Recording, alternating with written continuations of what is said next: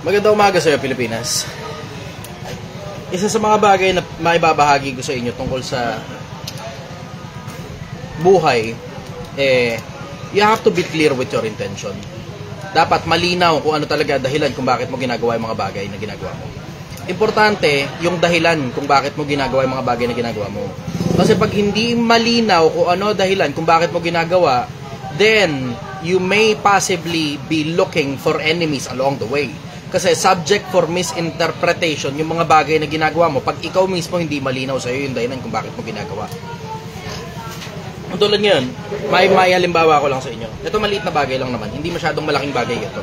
Pero you can look at it on a bigger perspective na meron akong isang empleyado na binabanggit ang pangalan ng customer, malayo pa yung customer.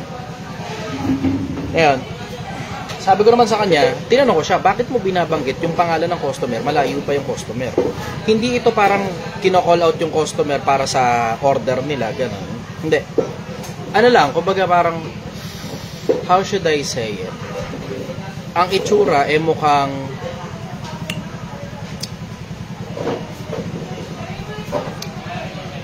binoise out niya lang yung intrusive softness niya. Kasi literal, banggit lang talaga ng pangalan ng customer for no apparent reason. Ngayon, ako naman, sinabi ko naman, you have to be clear with the intention. Kasi merong possibility na baka maisip ng customer pag naririnig niyang binabanggit yung pangalan niya nang hindi naman malinaw yung dahilan kung bakit binabanggit yung pangalan niya at napakalayo niya, baka isipin, pinagkikwentuhan o pinag-uusapan siya.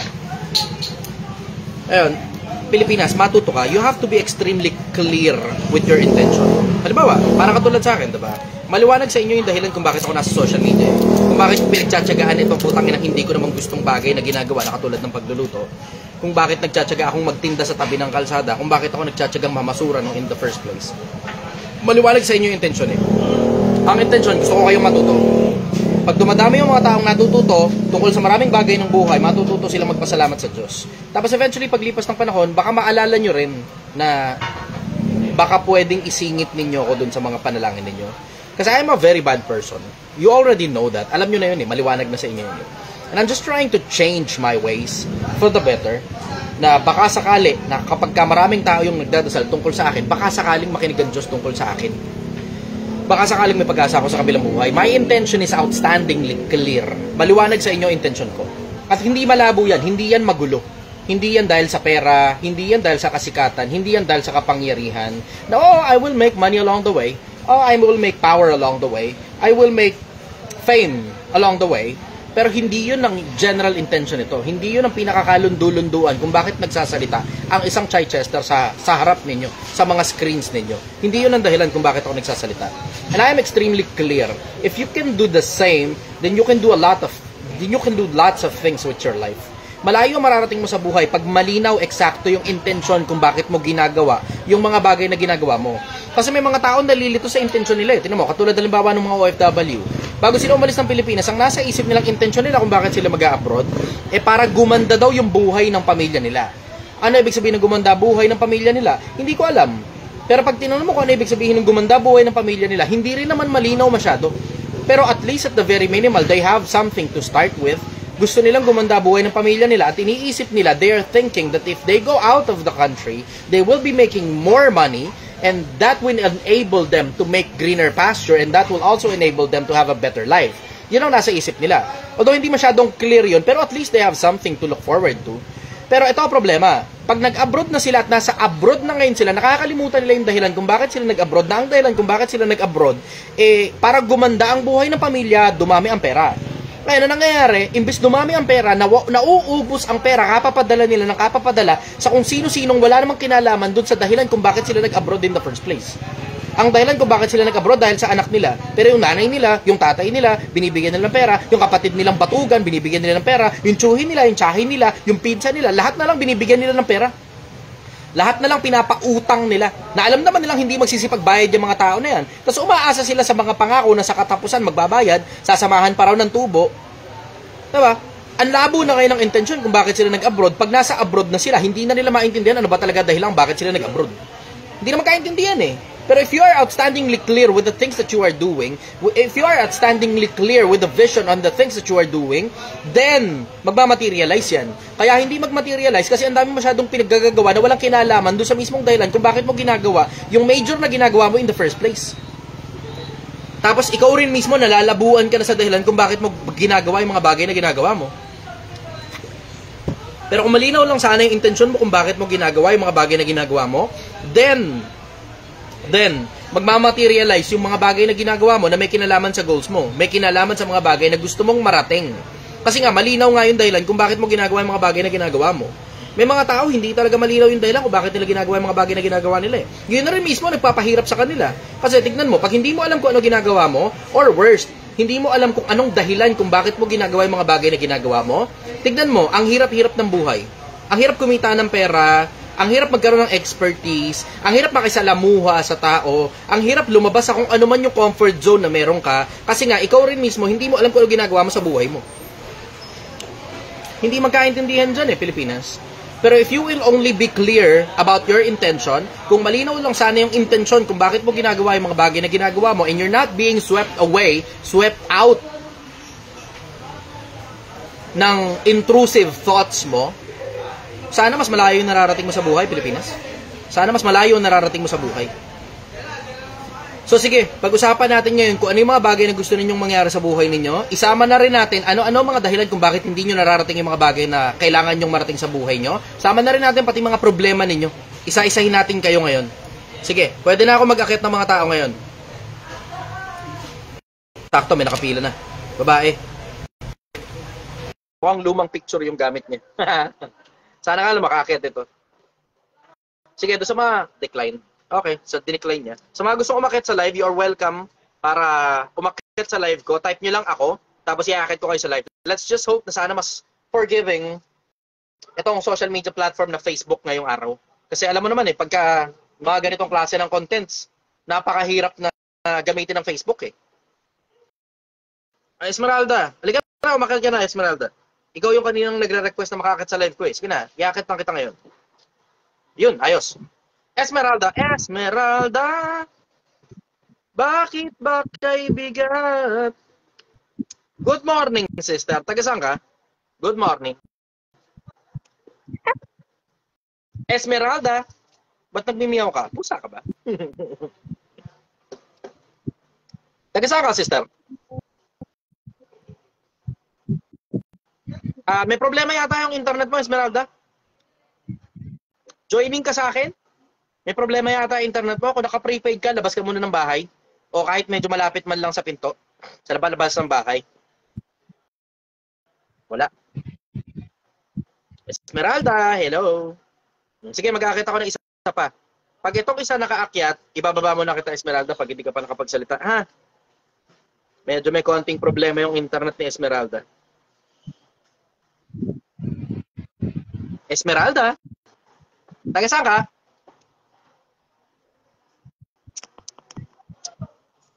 Yung ina-add ko, wala, hindi umakit. Ito, si Marl. Labas ka muna, Marl. Tapos pasok ka uli. Naigat si Esmeralda. Okay, sige. Labas ka muna, tapos pasok ka uli. Marl. Yung ibang gustong umakyat.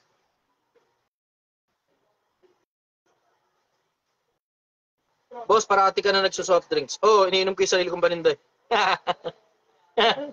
Iniinom ko yung sarili kong paninda. Mas okay na to. Isipin niyo naman, mas okay na to kaysa nagko-cobra ako araw-araw, di ba? Sige, sino gusto umakyat sa live? Type niyo lang ako. Ito, Shane, no? Shane, hello. Ito yung na-block ko kahapon, hindi ko sinasadya kahapon niya pag gusto umakyat Shane, na-unblock na kita. Sorry, hindi ko sinasadya. Nakapasok na rin ako. Okay. Sige, ano tanong? Taga saan ka? Nasa Abu Dhabi ako ngayon, UAE. Abu Dhabi, okay. Ano tanong mo, sister? Ganun din para sa OFW. Alam mo, naririnig ko lahat ng mga sinasabi mo at nare-relate ko talaga. Yung like sa family, of course.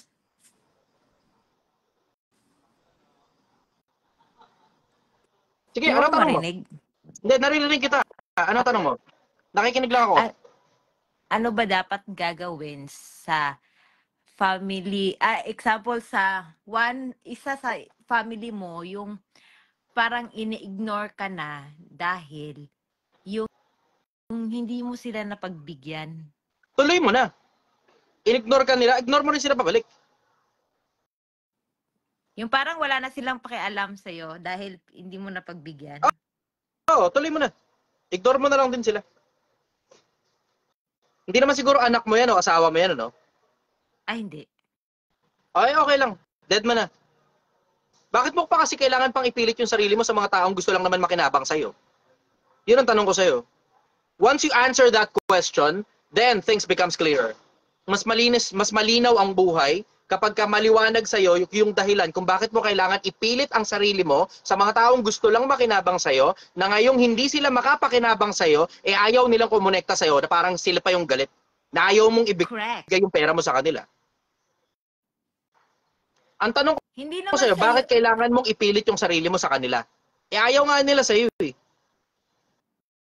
yung parang pinapa-feel nila sa'yo na parang wala na. Tapos yung mga, syempre, naitulong mo sa Huwag tayo kanila. mag-focus sa drama. Ang tanong ko nga sa'yo, bakit kailangan mong ipilit yung sarili mo sa mga taong ayaw sa'yo dahil hindi sila makapakinabang sa'yo? Syempre, yung pamilya mo sila, Hindi mo ganyan. pamilya yan. Hindi mo pamilya yan. Mga kadugo lang yan na mga linta na gustong kumapit sa'yo para sumipsip sa'yo ng dugo.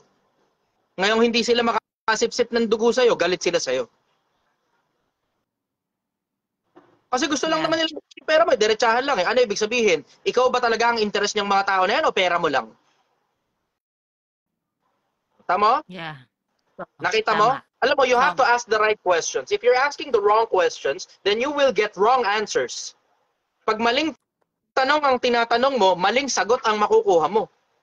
Expect mo na talaga yun. Pero pag tama yung tanong mo, tignan mo, mga tamang sagot din yung makukuha mo. Ano ba tamang tanong? Ang tamang tanong, bakit kailangan mong ipilit yung sarili mo sa mga taong wala namang pakialam sa buhay mo, na mga nagkataon nga lang na mga kadugo mo yung mga yan, na hindi naman sila umaaktong kapamilya, therefore hindi mo sila dapat ituring na kapamilya. Bakit mo kailangan ipilit yung sarili mo sa kanila? Tapos tanong mo rin sa sarili mo, ano bang interest sa'yo ng mga tao na yan? Obvious naman, ang gusto lang nila sa'yo pera eh. Hindi ka naman willing ibigay sa kanila yung pera mo. O ngayon, ang tanong ko sa'yo, ba't kailangan ipilit mo yung sarili mo sa mga taong ang gusto lang naman sa'yo pera mo? Hindi na importante kung kamag-anak mo yan o hindi. Alam mo naman eh, didikit ka sa mga tao na yan, uubusin lang nila pera mo. Pag hindi ka dumikit sa kanila, then hindi mauubos yung pera mo sa kanila, sa ibang bagay mauubos. At least, mas meaningful yung mga bagay na pag-uubusan mo ng pera, katulad ng anak mo. True. Diba?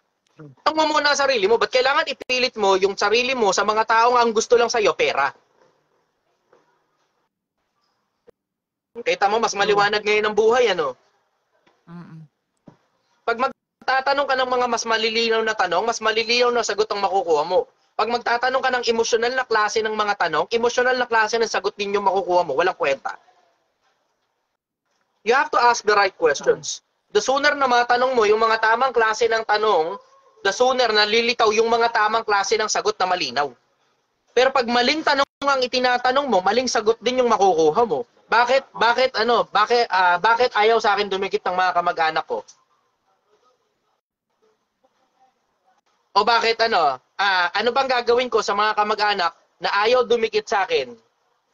Tignan mo, anong sagot ang makukuha mo ron? Kailangan mo ibigay sa kanila yung pera mo. Diba? True. Diba? Ganun yung sagot na makukuha mo. Kailangan mong ibigay sa kanila yung pera mo para makuha mo pabalik yung atensyon nila. O, ngayon, yun ba ngayon yung gusto mong mangyari? Obviously, hindi. So, ano ibig sabihin ngayon? Maling tanong yung itinatanong mo. Ang tamang tanong, ba't kailangan mong ipilit yung sarili mo sa mga taong pera lang ang habol sa'yo? Bakit ganyan, no? Bakit ganyan sila, no? Ay, tama, maling tanong na naman yan eh. Maling tanong na naman yung tinatanong mo, ba't ganyan sila? Problema mo pa ba yun? Yun ang tamang tanong. Ganito sila, problema ko ba yun? Yun ang tamang tanong. Oh, see? Kita mo, mas maliwanag ang buhay kapag wala kang pakialam kung bakit sila ganun. Siguro, pwede mo nang pakialaman yan pagka financially stable ka na, emotionally stable ka na rin, and you're trying to understand it on their perspective para meron kang mapakinabang doon sa perspektibo na yun kung sakaling sumasagot ka ng mga tanong na katulad ko.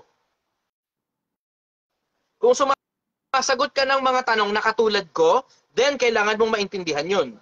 Pero kung hindi ka naman sumasagot ng mga tanong sa internet na katulad ko, hindi mo na kailangan maintindihan pa bakit ganun yung ugali nila. Anong pakinabang sa'yo nun? Diba? Ang dapat mong tanongin sa sarili mo, may pakialam ba ako o wala kung ganun sila? True. At anong pakinabang sa akin na magkaroon ako ng pakialam sa ganun? Diba? Yun ang tamang tanong. Anong pakinabang sa akin kung ganyan yung ugali nila? Wala. O kailangan mo pa bang kumonekta sa kanila? Sige, sagot ka.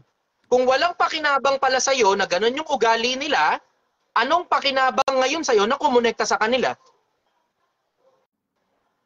Wala rin. True. Mm. Walang pakinabang sa'yo na kumonekta sa kanila. Ano ngayon ang labas? Kailangan mo ba sila?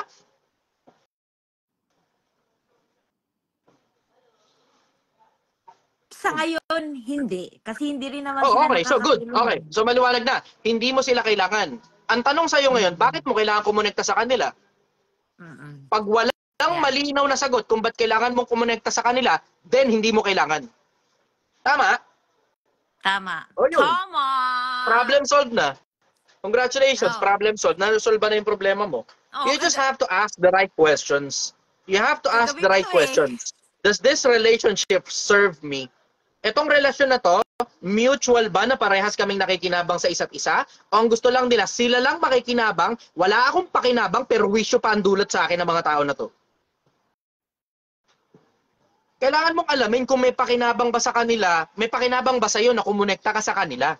Kasi kailangan mutual yan eh. Dapat nakikinabang sila sa'yo, nakikinabang ka rin sa kanila pabalik. Pero kung ang gusto nila, sila lang yung makikinabang, tapos galit sila pag hindi sila nakapakinabang sa'yo, tapos inconvenience lang sa'yo, tapos sasakit lang ang ulo mo, gagawang kanila ng mga problema na kailangan mo resolbahin, puta, anong ngayon ang dahilan? Ba't kailangan pang kumonekta sa mga ganyang impacto? Alam mo, derechahan na, ang tingin ko sa mga yan, mga hayop. Hindi tao tingin ko dyan sa mga yan. Ang tingin ko sa kanila, mga hayop. Ano gawain ng hayop? Kumain ng kumain ng kumain ng kumain ng kumain ng kumain. Kung makaperwisyo sila, wala silang pakialam, basta kailangan lang nila makakain na makakain, ng makakain ng makakain, ng makakain ng makakain, wala silang pakialam kung nakakaperwisyo sila sa'yo.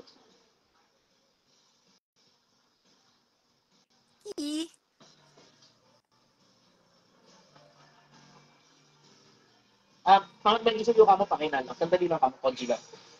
Nagla-live lang kamo ako. Isang oras lang. Okay, sige. Going back sa pinag-uusapan natin. Follow-up questions, Okay sister. na. Follow-up questions. Yun lang. At least, hindi na talaga, Thank you, hindi na brother. talaga ako I love you. mag-guilty. Ganun lang. Ate mo, katulad nun, pakiusapan lang, diba? Pakisamahan lang, pakiusapan lang. Nagpatugtog yung kapitbahay, ngayon, in-acknowledge ko. Nagpasalamat pa ako nung hinaan. See? Pwede nila ika-offend yun eh. Bakit? At malaya naman itong lugar na to para mag-ingay ng kahit na sino eh, diba? Oh. Malaya itong lugar na to. Hindi itong lugar para manahimik. Lugar ito para mag-ingay. Lugar ito para masaya, magulo, kakainan ng mga tao, partihan ng mga tao. Pero dahil naka-live ako, makikisuyo ako ngayon at ako ang nakikiusap sa kanila. Ganun lang, pakiusapan lang naman ng buhay. Ngayon, mutual naman kami nakikinabang sa isa't isa. Kaya tinan mo, pag ako nakiusap sa kanila, okay. Pag sila rin nakiusap sa akin, okay din. Ganun lang yun. Pakisamahan na kami, pakinabangan kami sa isa't isa. Nakikinabang sila sa akin, nakikinabang din ako sa kanila. Parehas lang kaming nakikinabang sa isa't isa. Ganun dapat ang buhay. Ganun dapat lahat ng mga nakadikit sa'yo. Dapat lahat ng nakadikit sa'yo, nakikinabang ka sa kanila, nakikinabang din sila sa'yo, parehas kayong nakikinabang sa isa't isa. Pero kung hindi ka nakikinabang din sa mga tao na, tapos sila lang nakikinabang sa'yo, tapos gulo, at saka sakit ng ulo, at saka problema, at saka kaubusan lang ng pera ang dala nila sa'yo, putang ina, walang kwenta mga tao yan. Walang kwentang mga tao yung gusto mong dikitan. Nagkakamali ka ng dinidikitang mga tao. Ipipilit mo pang dikitan yung mga yan. Tingnan mo, pagka dinikitan mo yan, ubus ang pera mo dyan. Alam mo na, ang sabi ng Biblia, wag kang padaya. Ang masasamang kasama sumisira ng magagandang ugali. Masamang kasama yung mga tao na yan pagdating sa pera eh. Bakit? Nakakaubos sila ng pera mo eh. Gumagawa ba sila sariling pera? Baka oo, baka hindi. Pero lagi sila nangangailangan, tapos hindi naman talaga kailangan yung mga bagay na gusto nilang kunin sa'yo.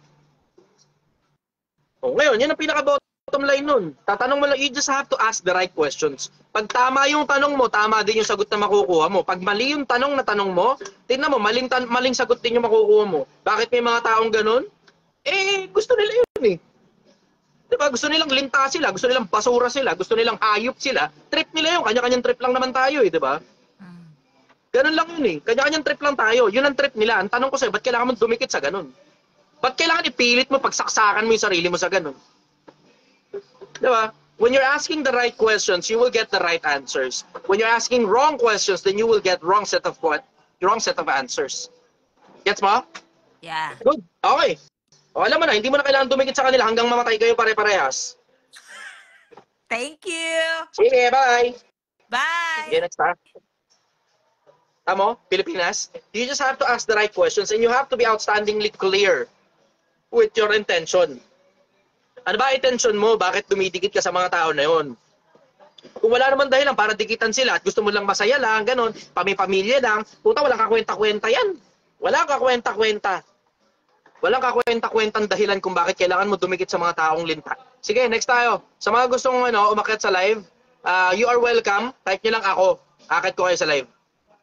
Okay, type nyo lang ako, tapos akit ko kayo sa live. Hanap muna ako rito ng mga iba pa.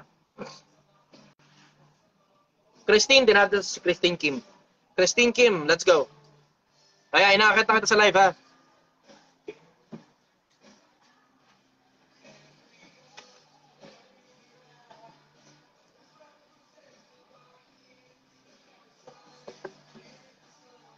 Christine Kim, let's go.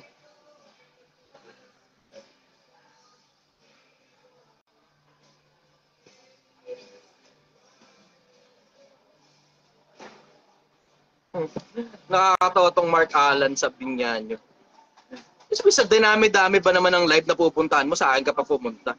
Kung makabitaw ng salita, akala mo alam lahat. Bakit? May sinabi ba akong alam ko lahat? Diba? Ito sigurado ko sa'yo, mas matalino ako kaysa sa'yo, kaya ako tinatanong ng mga tao, gagi. Yun ang pinagkaiba natin dalawa. Wala akong pakialam sa ano mo. Wala akong pakialam sa trip mo. Trip mo yan eh, diba? Trip mo yan eh. Pero sa akin, pagtitripan din kita, gago. Pagtitripan din kita.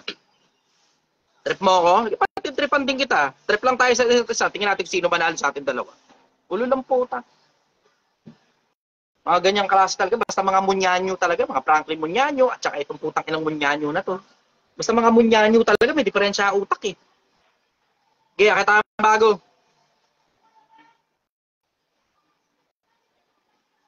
Wala lumalabas. Isa pa nga, Christine. Christine Kim. Okay, kahit kita ulit ha. Pag hindi umubra, Marl tayo, Marl. Be ready. Stand by, Marl. Manligro. Christine, inaakit na kita sa live. Sige na, confirm mo na. Go. Pagka ganun, labas kayo, tapos pasok kayo ulit. Mutya. Lods mo patulan. Di, okay lang. Gusto ko nga pumatol eh. Nakakataas na engagement yan. Ano ka? Yun ang pakinabang nila sa lipunan. Marl, labas ka, tapos pasok ka ulit. Labas ka, tanggalin mo yung Facebook, tanggalin mo rin yung Messenger, tapos pasok ka ulit. Kasi may problema yata sa'yo, walang option para yakit ka sa live. Walang lumalabas. Isa pa nga, testing natin ulit. Christine, testing natin ulit. Marl, wala kang option para yakit sa live.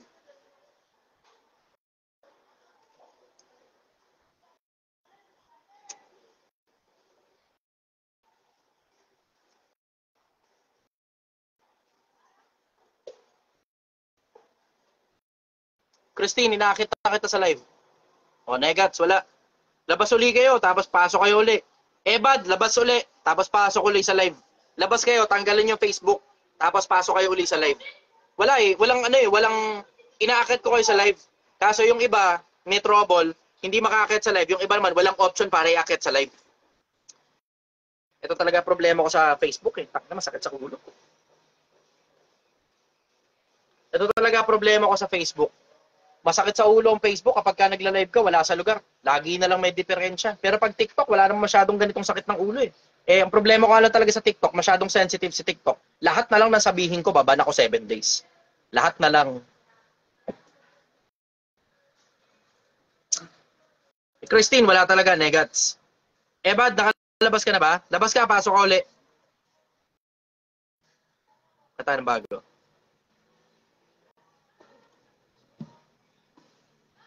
Okay. Kata ng bago.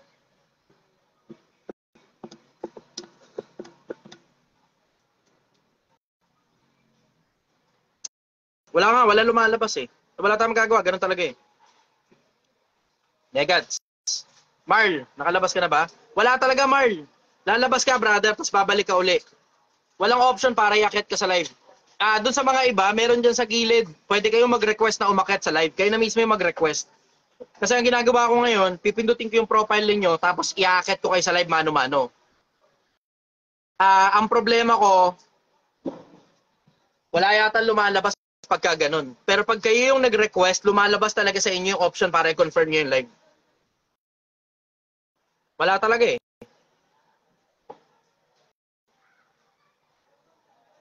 Ayan, eto. Renel, ayan. Merong nag-request na umakyat. Mag-request kayo na umakyat sa live. Pindutin nyo lang dyan. Meron dyang option para umakyat sa live. Nasa kaliwa yata o nasa kanan. Bahala na kayo, hanapin nyo na lang. Merong option para mag-akyat ng tao sa live. Ayan o, sakto, meron na pala. Meron ng listahan dito na medyo mababa. Dito tayo sa isa. Walang option. Dennis, let's go. Dennis.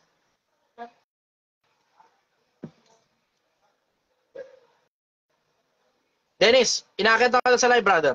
Let's go. Yung mga ibang gustong umakyat sa live, meron dyang option para umakyat kayo sa live. Pindutin nyo na lang yung option para umakyat kayo sa live. Yan. Okay, sige. Good evening, brother. Taga saan ka?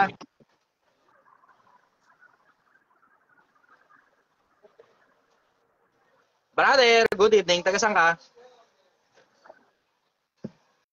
Dennis.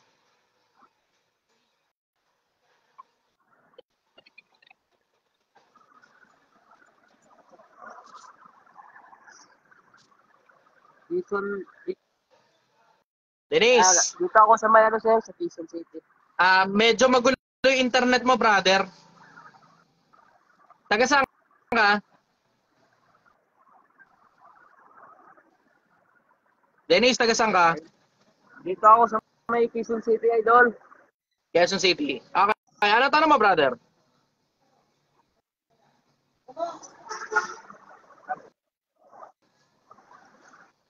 Ano tanong mo, brother? Quezon City, idol. Sa Quezon. Oo, Quezon City nga. Ano tanong mo? Pakiayos mo muna yung internet, Dennis. Baba muna kita ha. Pakiayos mo muna yung internet. Pag-aakit kayo sa live, siguraduhin yung malakas yung internet ninyo. Kasi gano'n na mangyayari. Imbis makakuha na ako ng maayos, tsaka pa kayo magsisimula pang mag-ayos ng internet kapag ka naiakit ko na sa live, tapos bababa rin naman kayo paglipas ng ilang ano. Okay. Next tayo, Denden Castro. Denden, akit ka na sa live. Let's go.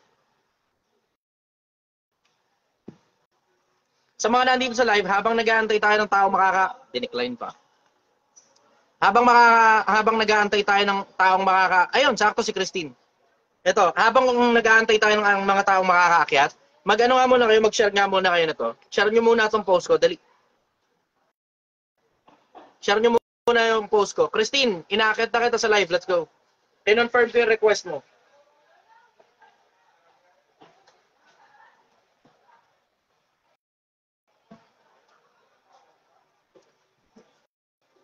Christine, kinonfirm na kita.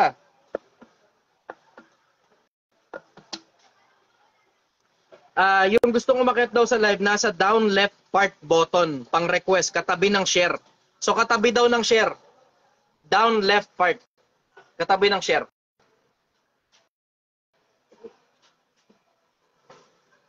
Sige. Wala pa rin si Christine, negative.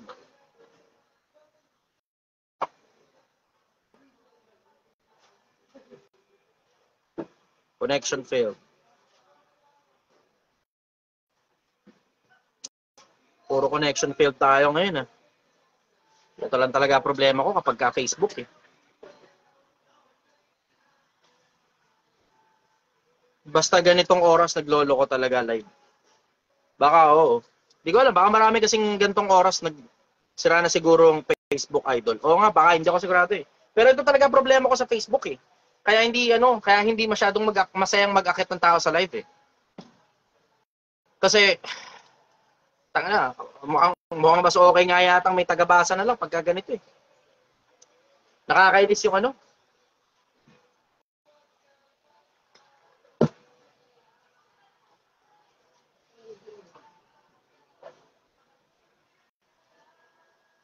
Pangit din FB, laging loading. Oo nga eh. Kaya man na, konting tiis lang, konting tiyaga lang. Malapit naman ang malit yung suspension ko eh. February 6 daw, malilit na yung suspension ko sa TikTok. Lagi na lang akong 7 araw na suspendido. Lagi na lang, suspendido 7 araw. Pero susunod, pagka nag-live uli ako sa TikTok, isasabay ko na lang sa Facebook. Gaya pa rin ng dati. Eh kaso, wala, suspendido ako ngayon sa TikTok, kaya wala tuloy ako magawa eh.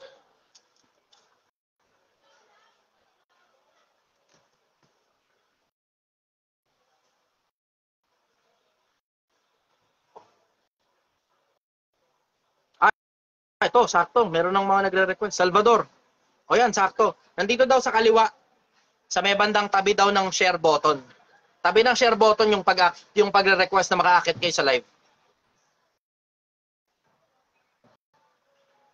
Pwede ba mag-share post only me po? Pwede naman siguro. Hindi ako sigurado kung pwede yun eh. Pero gawin nyo na lang. Share nyo nga itong live ko. Share nyo itong live ko. Ito, talaga problema ko eh. Masakit sa ulo. Firemaster Ryan. Let's go. Akit, brother. Firemaster Ryan. Yun. Okay. Ayos. Brother, good morning. Lakas na internet mo dyan, ha? Opo. Cayman Islands. Kumusta po? Kumusta po? Okay lang, brother. Kamusta buhay dyan? Ayos naman. Kailan lang sa uwi mo? Nitong ano po, basta this year, hindi ko lang sasabihin yung date. Okay. Sige. Sige. Ano tanong mo, brother? Cayman Islands ka, no? Ano ba? Ano po? Sa Cayman Islands ka? Hindi. Sa Caribbean. Caribbean. Okay. Tangin, ang ganda dyan. Ganda. Oh. Okay. Sige. Ano tanong mo, brother? Masama po ba magsamba kay Mama Mary po? Ano na? Masama po ba magsamba kay Mama Mary? Masama. Kasi nababasa sa Biblia yun. Sabi sa Biblia, ang sasambahin lang yung lumalang, hindi yung nilalang. Si Maria, nilalang din yun eh.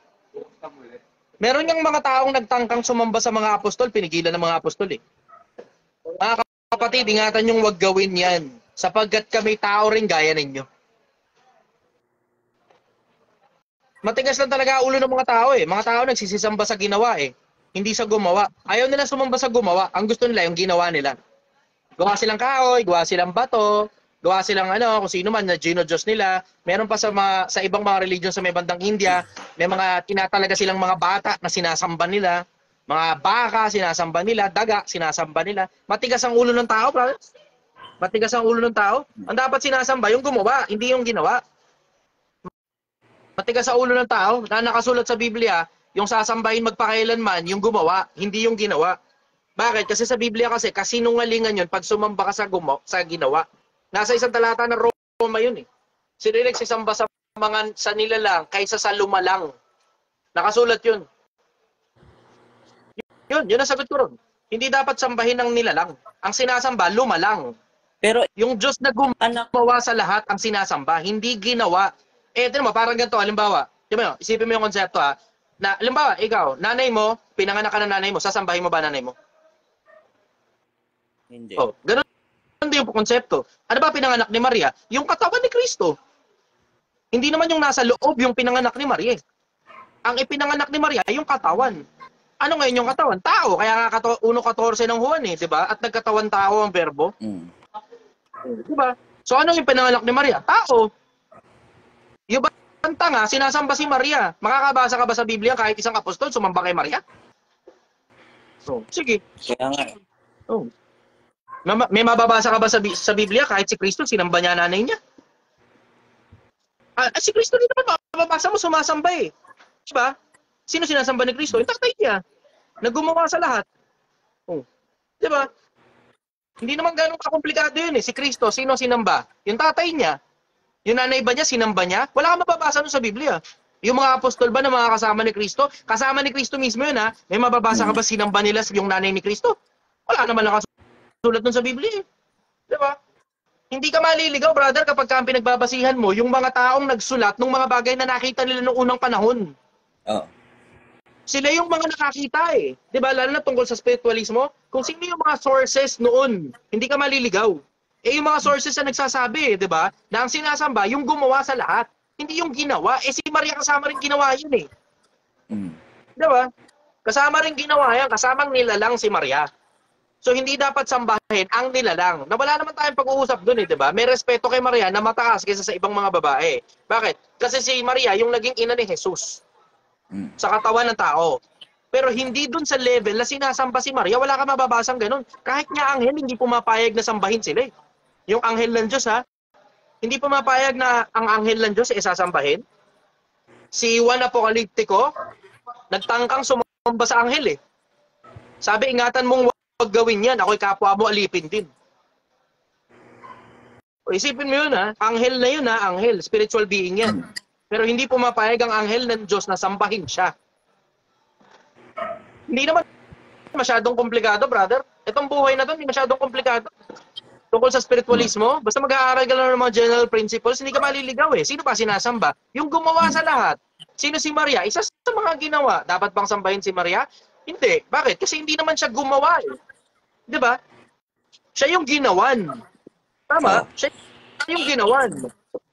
Yung katawan ni Kristo sa lupa, galing sa loob ni Maria yun, ginawa sa kanya ng Diyos yun. Pero hindi siya kasamang manlalalang. Hindi ganun. Hindi siya kasamang gumawa sa tao. Ang sinasamba yung gumawa, hindi yung ginawa. Maliwanag?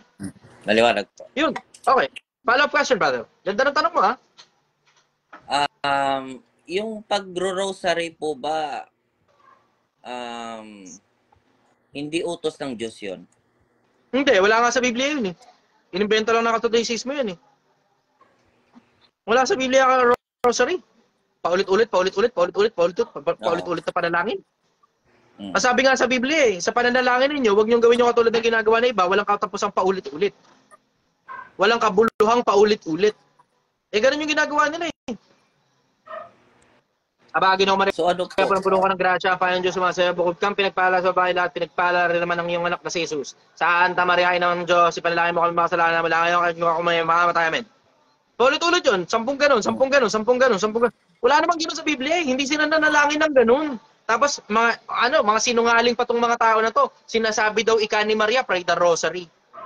Wala namang mababasang ganun sa Biblia.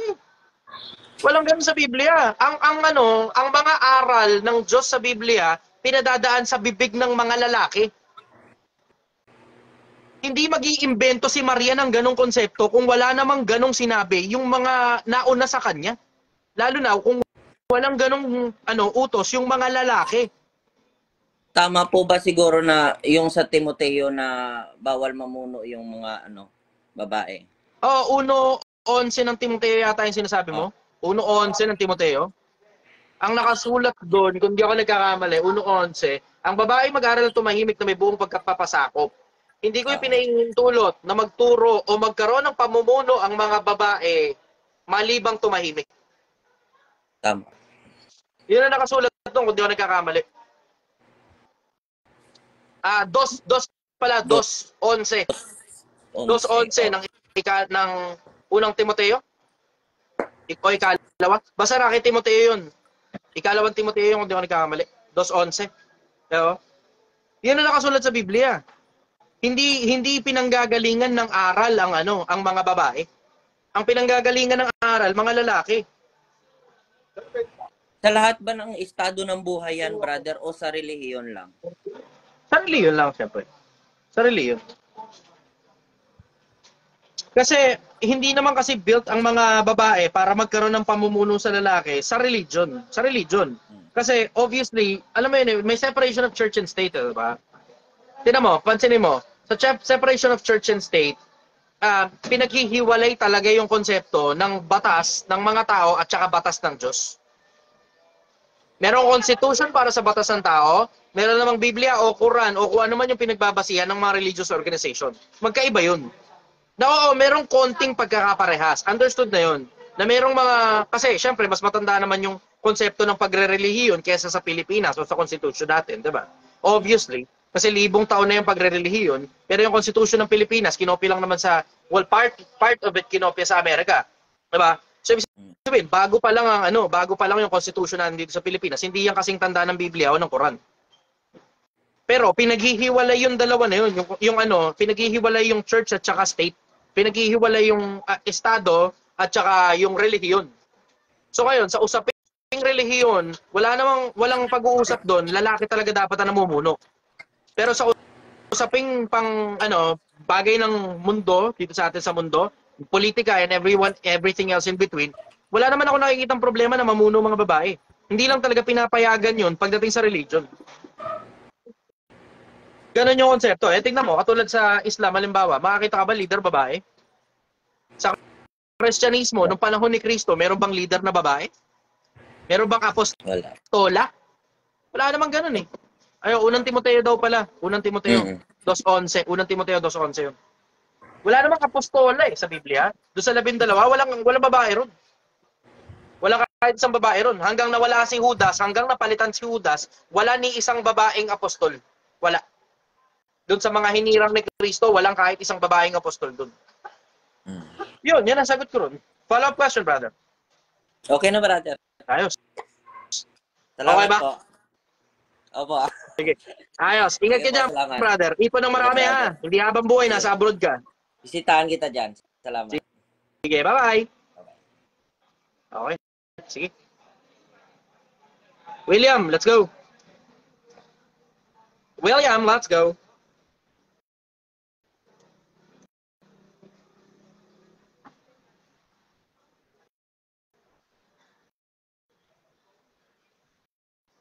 Kung Kristiyano ka po, ang sabi. Teka, basahin ko lang to sa William ha. Andiyan ka na, huwag ka na alis ha.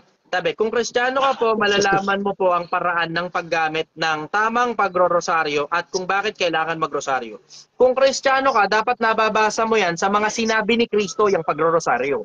Ang problema, wala nga eh. Wala sa mga sinabi ni Kristo yan. Wala sa ni kapirasong banggit ng rosaryo, wala sa Biblia.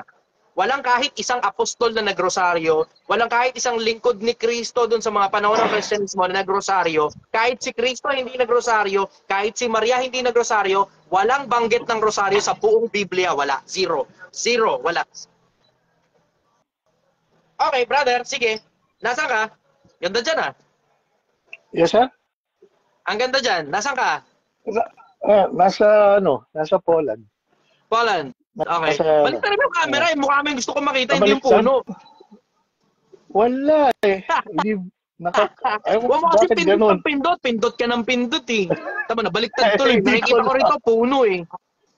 Ang puno pala, wala akong kumakit sa live. Pati ikaw, hindi ko nakikita eh. Wala akong Anak ng nakikita, patol. pati ikaw eh. Pindot ka kasi ng pindot eh. Ang likot ng daliri mo eh. Okay, Wala anong eh. tanong mo, brother? Kasi dati nagano na ako.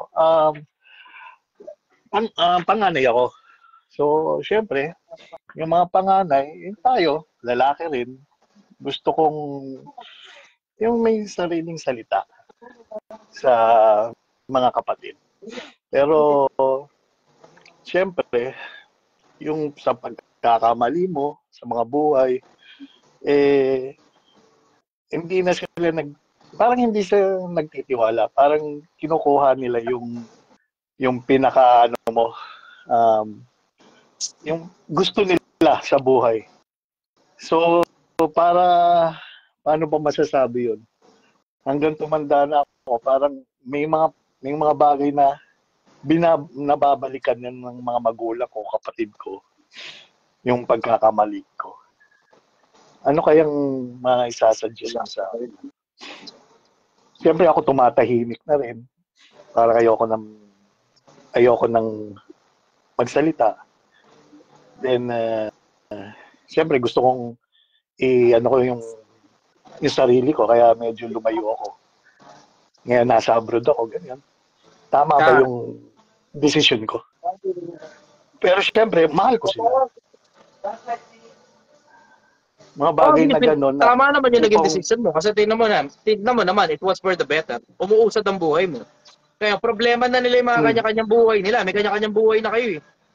Kung ayaw nila makinig sa'yo, di pabayaan mo sila. Mamroblema sila. Hindi mo naman sila kailangan sagipin, brother. At hindi mo rin naman sila masasagip pag ayaw nila.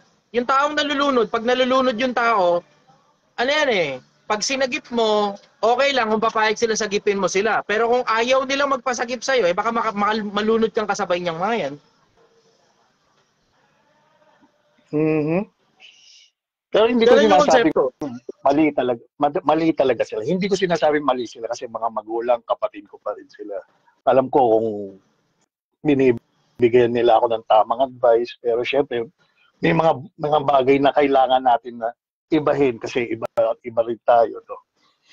Tama ba yun, di ba? Oh, understood na yun na meron kang mas alam na higit kesa sa kanila. Wala tayong pag-uusap doon. Nagkakatalo lang yan kung makikinig sila sa'yo o hindi. You are welcome to suggest but you can never impose. Welcome ka na magkaroon ng suggestion pero hindi ka makakapamilit sa kanila. Okay. Pero yung mga things na let's say gusto kong bigyan sila, minsan tinatanggihan rin kasi nila dahil alam nila na nasabi, ipunin mo muna yan. Siyempre para sa atin, parang pag binibigay mo sa kanila tapos parang tinatanggihan, hindi naman sentence na tinatanggihan. Parang hindi yun ang kailangan nila eh. Parang yun ang nakikita ko sa kanila eh. Pero as of me, hindi kasi ako showy na tao eh. Yung gusto nila showy na anak, doon sa sense na yun, anong masasabi naman yun? Kung hindi ako showy, na gusto nila maging showy ako. Ang love language nila, alam mo, you have to check on the love language of those people, brother. Kailangan mo i-consider yung love language nila. Kasi ikaw kaya yung lumagay sa lagay nila na meron kang love language tapos hindi pinapansin ng tao yung love language mo. Ano mararamdaman mo? Halimbawa, kung halimbawa, may asawa ka halimbawa, tapos ang love language mo touch, tapos hindi ka, ayaw na dumidikit ka ng asawa mo. Ayaw ng asawa mo na dikitan mo siya. Ano mararamdaman mo? Diba? You have to put yourself in that perspective na ikaw kaya yung magkaroon ng love language na katulad ng sa kanila na ang gusto mo, ang anak mo showy. Tapos yung anak mo hindi showy. So, dapat ako mag-adjust sa kanila. Oo, love language yan, brother. Ikaw kaya ang wag pag-adjustan. Ano mararamdaman mo? Meron kang love language, tapos yung love language mo, ayaw mag-adjust ang tao doon sa love language mo. Lalo na yung mga malalapit sa'yo. So, kaya na nangyayari, minamahal ka nila, pero hindi sa paraan na gusto mo. Hindi mo ngayon nare-receive yung pagmamahal na binibigay nila sa'yo. Bakit? Tinatanggihan mo eh. Indirectly, natatanggihan mo kasi hindi naman talaga yung eksakto yung gusto mo. Hindi yung kinasanayan ko, let's say. Oh. You have to check on that, brother. Kailangan mo i-consider yung love language ng kung sino man yung mga taong nakapaligid sa'yo. Na kailangan ma-fulfill mo yung love language na yun. Lalo na kung hindi naman sila mga masasamang tao, di ba? Na mutual naman yung pakinabang ninyo sa isa't isa at hindi naman sila nakakaabuso. Katulad nung kaninang nagtatanong na yung mga kamag-anak niya umaabuso na sa kanya. Di ba? You have to put that into perspective. Kailangan ilagay mo sa perspektibo mo na lahat ng tao may kanya-kanyang love language. Including you. Including you. Lahat ng tao may kanya-kanyang love language. Ano kaya na ibig sabihin? Kailangan mo na ma-fulfill yung love language ng mga tao na talagang totoong minamahal mo, and that's real love. Yun ang totoong pagmamahal. Na matuto kang mag-adjust sa love language ng mga taong minamahal mo para maipakita mo sa kanila na minamahal mo talaga sila. Yun ang totoong pagmamahal. At ganun din sila dapat sa'yo. Pero yun nga lang, ito problema, hindi sila nakikinig sa akin. And when I say hindi nakikinig, ibig sabihin baka hindi sila nakakapakinig o hindi sila naka-tune in sa programa ko. So they might probably be able to get the information elsewhere, pero malaki possibility na baka hindi nila makuha yung information na yun tungkol sa love language. Yan ay isa sa mga pinakamalalaking gusto kong ituro sa mga tao, yung konsepto ng love language eh. Ang problema ko nga lang kasi talaga tungkol sa konsepto ng love language, yung konsepto rin at the same time na hindi kasi madali na ituro sa mga tao yan eh. So hindi masyadong nagsisink in.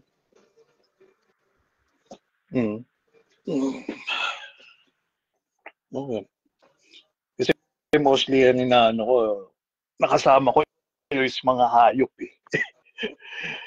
So yung feeling ko talaga yung much attached ako sa mga hayop. Sorry. So kaysa sa ano ko, that's it, tao na lang in general. Mas trusted ko pa yung mga hayop. Brother, tumatanda ka na, you will need people around you eventually. Tumatanda ka na, you will need people around you. Ngayon pa lang dapat nag-i-invest ka na sa mga taong gusto mo makasama sa retirement age mo. Kasi yun na yung mga taong dapat makasama mo hanggang mamatay ka. Yeah. Ang problema mo, pag tumatanda ka, hindi ka nag-invest sa mga tao, you will have a miserable life pag tumatanda ka na tapos wala ka ng pakinabang sa mundo.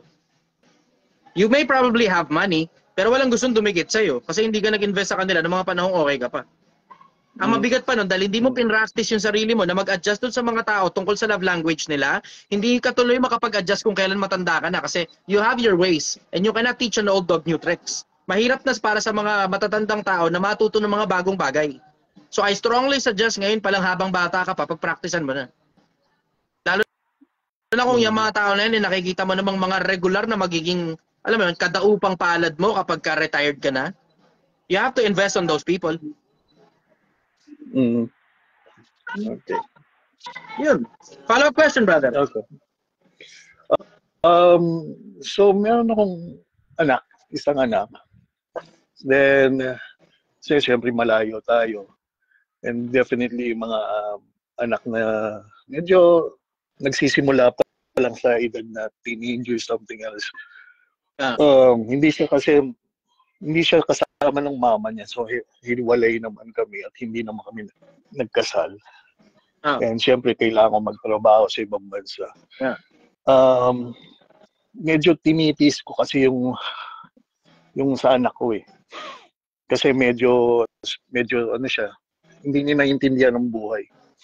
Pero still, dito pa rin ako na single. And hoping na sooner or later na on the right age na siya. Sana andun na ako sa time na intindihin ko rin sarili ko. Tama ba na hindi ko muna kausapin kasi minsan obviously hindi tama yun. You have to make the effort para makipag-usap dun sa anak mo. Kasi pag-uusap tama, brother, ang hindi nagkakantili ng sariling kanya, lalong masama kaysa hindi sumasampalataya. Sariling iyo yan eh, dugo at laman mo yan eh. O ngayon, kailangan mong gumawa talaga ng effort. Pag-uusap tama, pero magkaiba naman yung konsepto na ayaw na talagang dumikit sa'yo at magkaiba yung konsepto rin na ayaw nang pakausap sa'yo ng kung sino man yung nanay niya. Pag wala kang access, completely wala ka talagang access, maiintindihan na yun, understood na yun. Pero I strongly suggest ngayon pa lang na habang bata pa yung bata, habang hindi pa siya masyadong nakakaintindi ng maraming bagay, dapat sa'yo nang gagaling yung feed ng information. Okay. So, kailangan mong isama yun, brother, sa efforts mo. Kailangan mo isama yun sa efforts mo. Kasi pag hindi mo sinama sa efforts mo yun, what made you think na pagdating ng panahon, mauunawaan ka ng anak mo pagka malaki na siya? Kung ngayong palang bata siya na hindi pa masyadong develop ang isip niya tungkol sa maraming konsepto na pwede kang mag-feed ng information sa kanya, hindi ka makapag-feed ng information sa kanya, what made you think na kapag may sarili na siyang mga paniniwala, automatic maintindihan ka niya? Mas mahirap yun, brother. Yung aasa ka dun sa konsepto na sana maintindihan niya yung mga bagay na dapat niyang maintindihan, na alsa bahala na kung sino na lang ang magturo sa kanya nun. Mas mahirap yun, baka lalong tumigas ang ulo niyan.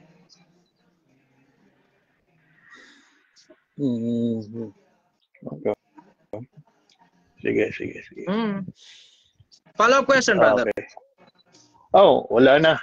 Actually, gusto ko lang na ano ko yung yung live mo kahapon, and sabi mo nga na parang naghahanap ka pa ng ibang parang gusto mong makita yung kung saan ka na, ano ba tawag doon?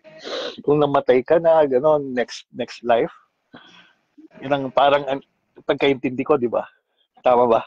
Curious. Hindi ko ma-explain. Makita ko ano yung itsura ng kabila. Curious. Maybe dahil lang, sir, wala ka pang anak. yung tama ka ron. idea ko na Kaya nga what's ayoko that? mag-anak eh.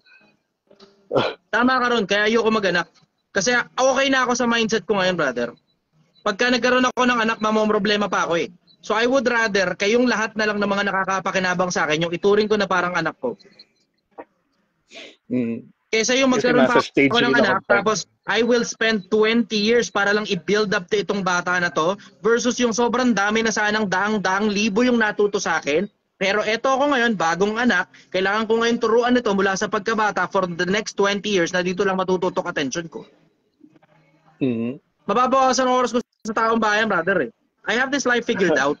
Wala namang masama na hindi mag-anak eh. Wala kang mababasa sa Biblia ang masamang hindi mag-anak. Ang mababasa mo pa nga sa Biblia, mas mapalad yung mga taong walang anak para sa kaharian ng langit. Yun ang mababasa mo. Pero wala kang mababasa sa Biblia ang parang malas kapag hindi ka nag-anak o parang, alam mo yung kasiraan mo pag wala kang anak. Wala kang ganun mababasa sa Biblia sa panahon natin ngayon. Noon siguro, nung unang panahon, oo, kasiraan sa'yo yun pag wala kang anak kasi wala magtutuloy ng lahi mo.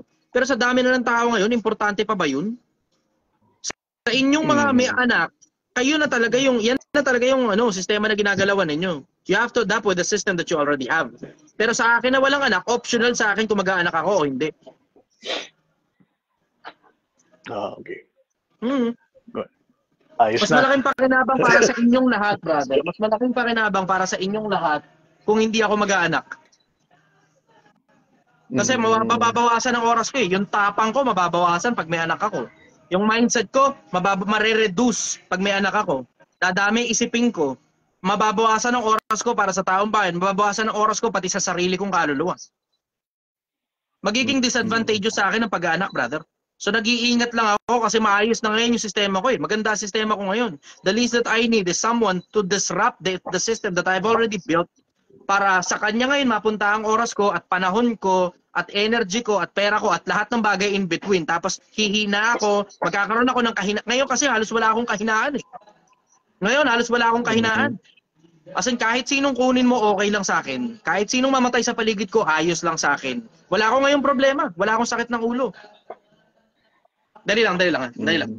Okay.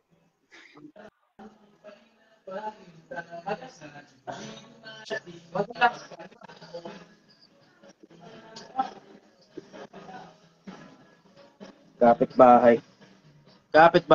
Follow-up question, brother. Nothing else. So sa iba na lang. So thank you very much sa mga nasasabi mo. Yan. At least nakausap ulit kita. Maybe next time baka makapasyal rin ako. Usap-usap lang. Okay. Sige, brother. Okay. Looking forward ako na makita tayo sa Pilipinas soon. Sure. Ipon ka lang gusto dyan. Salamat. Hindi habang buhay ang pag-abroad, brother. Maliban na lang siguro kung settled ka na dyan habang buhay. Congratulations sa'yo. Okay, salamat sa iyo. Thank you. Okay, sige. Kita-kits, brother. Bye-bye. Ciao. Ilang minuto na ba tayo? Yung kapitbahay ko kasi medyo mga lasing na. Tapos, hindi ko alam eh. Sinabi kong hinaan, nakiusap ako. Okay naman eh, yung pakiusap. Pero wala talaga eh. Talagang hindi talaga nila hinihinaan eh. Distracted ako ngayon dahil dun sa ingay. Masyadong maingay dito ngayon, sobra. Alas 3 ng madaling araw, masyadong maingay. Last na muna ako. Ilang minuto na ba ako? Pakisuyo na lang, ilang minuto na ako.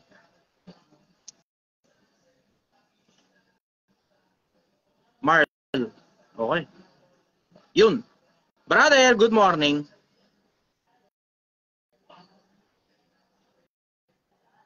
Taga saan ka?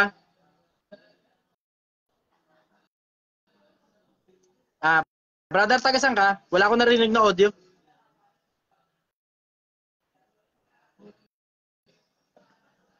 Minutes, okay. Ayos. Halos may isang oras na rin pala. Sige. Marl, taga saan ka?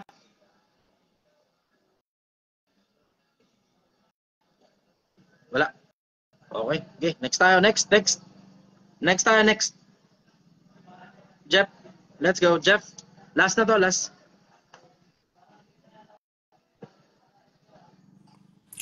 Brother, good morning. Yo, basta. Saan ka? California, bro. Good.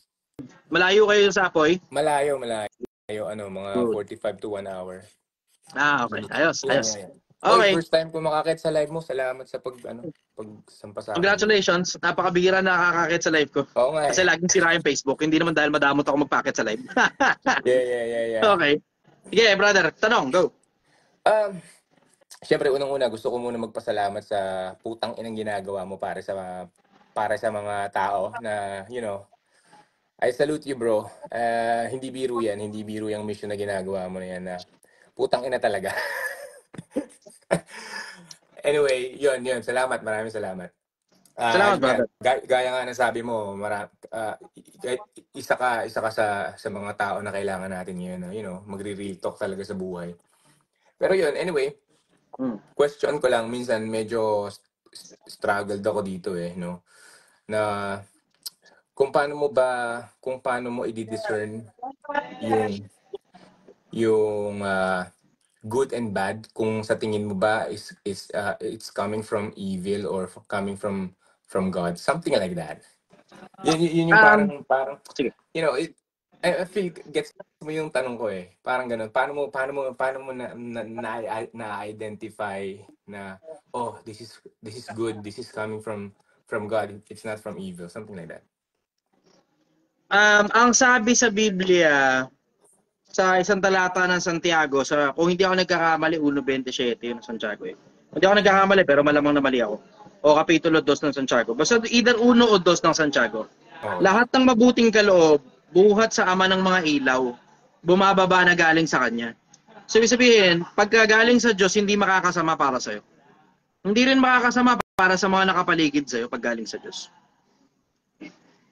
Okay. Ang ginagawa ko personal, pinagsasabay ko yung puso at saka isip. Okay. Pag pinagsabay mo yung dalawa, mas malamang na mapatama ka kaysa mapamali ka. Ayun. Kasi isasabay mo yung konsensya at saka logical thinking. Ano mo? Katulad dito, bigyan ka ng magandang halimbawa. Sige. Halimbawa, magulang ka. Halimbawa, tatay ka. Okay. Yung anak mo, tama bang pakainin mo ng hotdog? Siyempre, hindi. Processed food yun eh. Okay. Pero kung yun lang talaga yung pagkain. Yun nga eh. Di ba? Kesa magutom. Di siyempre, pakakainin mo na. Diba? Parang walang pinagkaiba. So ngayon, tinan mo, nakita mo, diba? Nakita mo, diba? Ang gulo na ngayon. Ang gulo. Yes.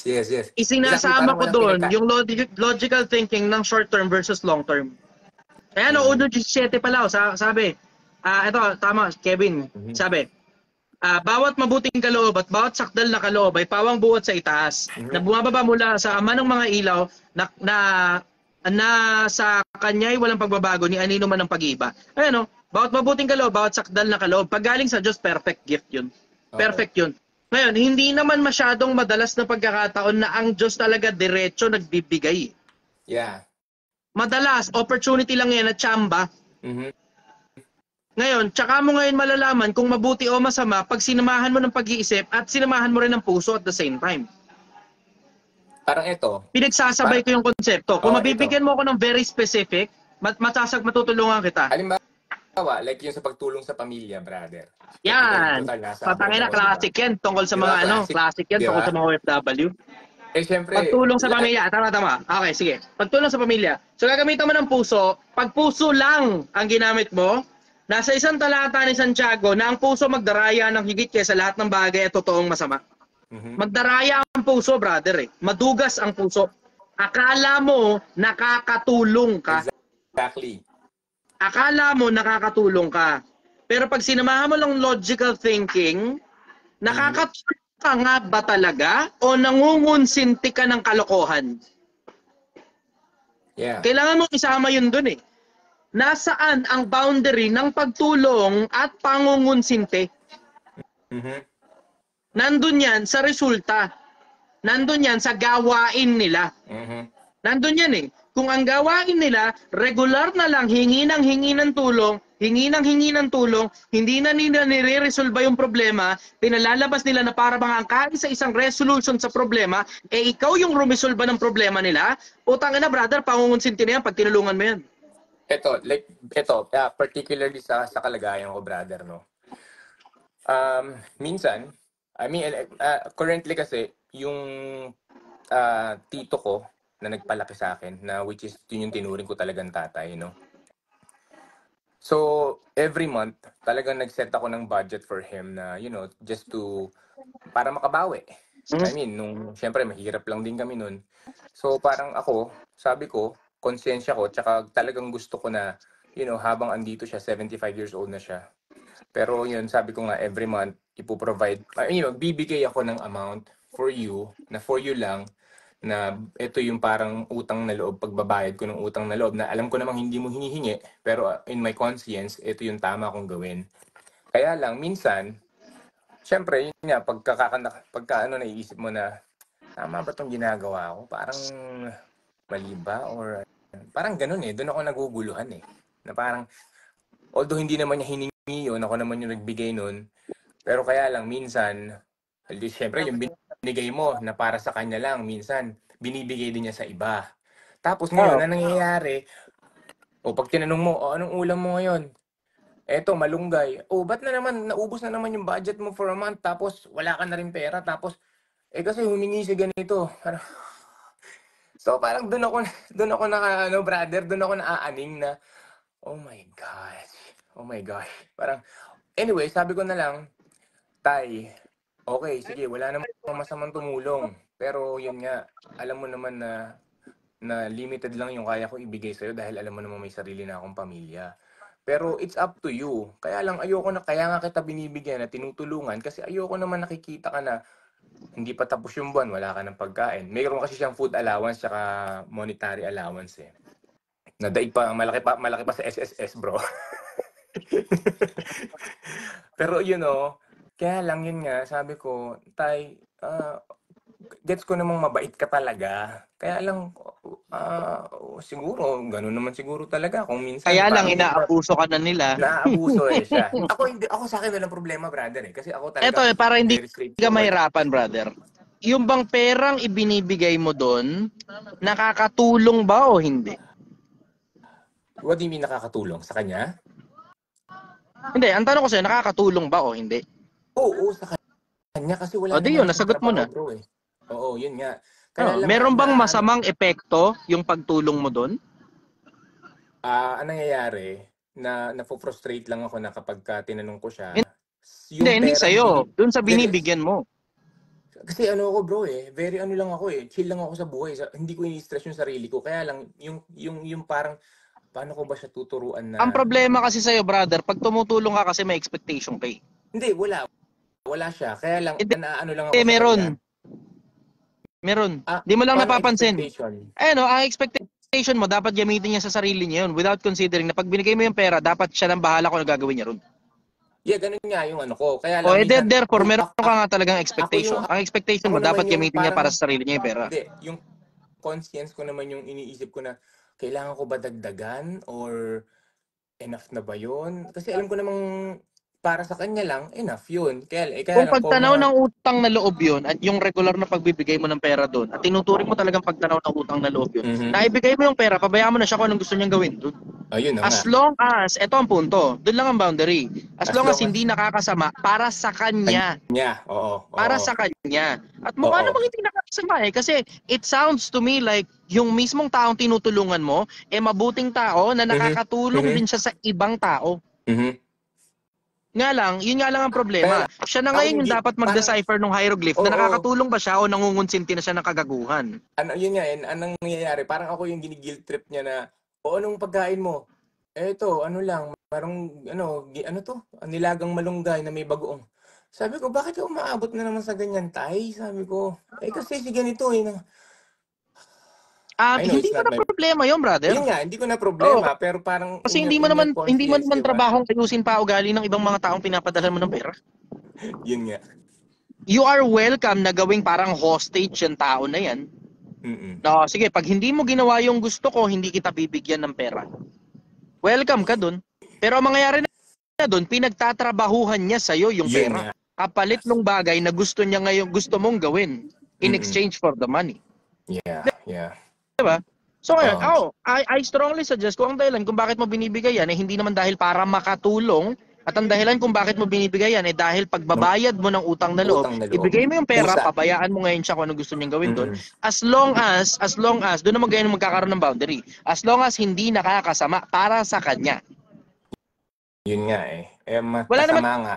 ako nakikita problema ron sa'yo, brother eh. Oo, wala naman. Ang Kaya lang, yun nga. problema mo lang kung dadagdagan mo ba yung pera o babawasan mo yung pera, nakadepende sa kung anong gagawin niya sa pera. Ako sa akin, suggestion ko, kung hindi naman niya pinindadrugs, hindi niya pinangiinom, hindi siya gumagawa ng masama dun sa pera na yon, at ipinantutulong niya sa kapwa-tao, for all you know, baka yun pa yung dahilan, baka para umakyat sa langit yung tao na yan dahil sa'yo. Diba? Hindi naman nakakasama eh. Sa Makes kanya, sense. hindi nakakasama para sa kanya. Dun sa mga taong gumagawa ng kagaguhan sa kanya, yun nakakasama yun dun sa mga tao na yun. Exactly. Yun Hindi nga mo eh. na ngayon problema kung Hindi kanino natin niya ibigay yung pera. problema. Kung masamang tao yung mga nakapaligid sa kanya at hinihingan siya ng pera na hindi naman talaga kailangan manghingi ng pera sa kanya at inaabuso lang talaga sa kanya, di problema na yun ng mga tao maabuso. Hindi mo na problema yun, hindi na rin problema yun ng tatay mo.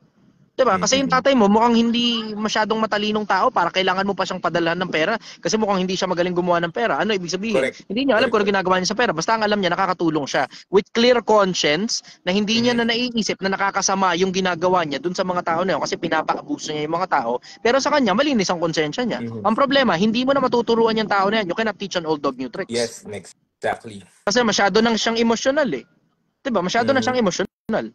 Wala kayong magagawa ron, kundi ituloy mo lang yung bagay na ginagawa mo as long as, yun lang ang boundary nun. As long as hindi nakakasama para sa kanya mismo. Kaya kung inaabuso siya ng mga taong nakapaligid sa kanya, problema niya na yun kung gusto niya magpaabuso, trip niya yun eh. Minsan masarap nagpapaabuso kaya. Actually, ako nga gusto ko rin lagi abusuhin eh. Diba? Alam mo yun, gets mo yun? Minsan masarap yung ganun eh. Yung minsan may mga pagkakataon na gusto mong ikaw yung nasa top, pero minsan gusto mo ikaw naman yung bottom. Ganon yung konsepto eh, diba? Basic principles yun eh. Diba? Kung saan ka magiging Basic masaya, principles diba? yun. Ganon kasimple yung konsepto eh. Basic principles yun. yun. Yung satisfaction and yung peace of mind mo, diba? Oo. Wala naman ako nakikitang mali rin sa ginagawa mo eh. Wala naman ako nakikitang mali din sa ginagawa ng tatay mo.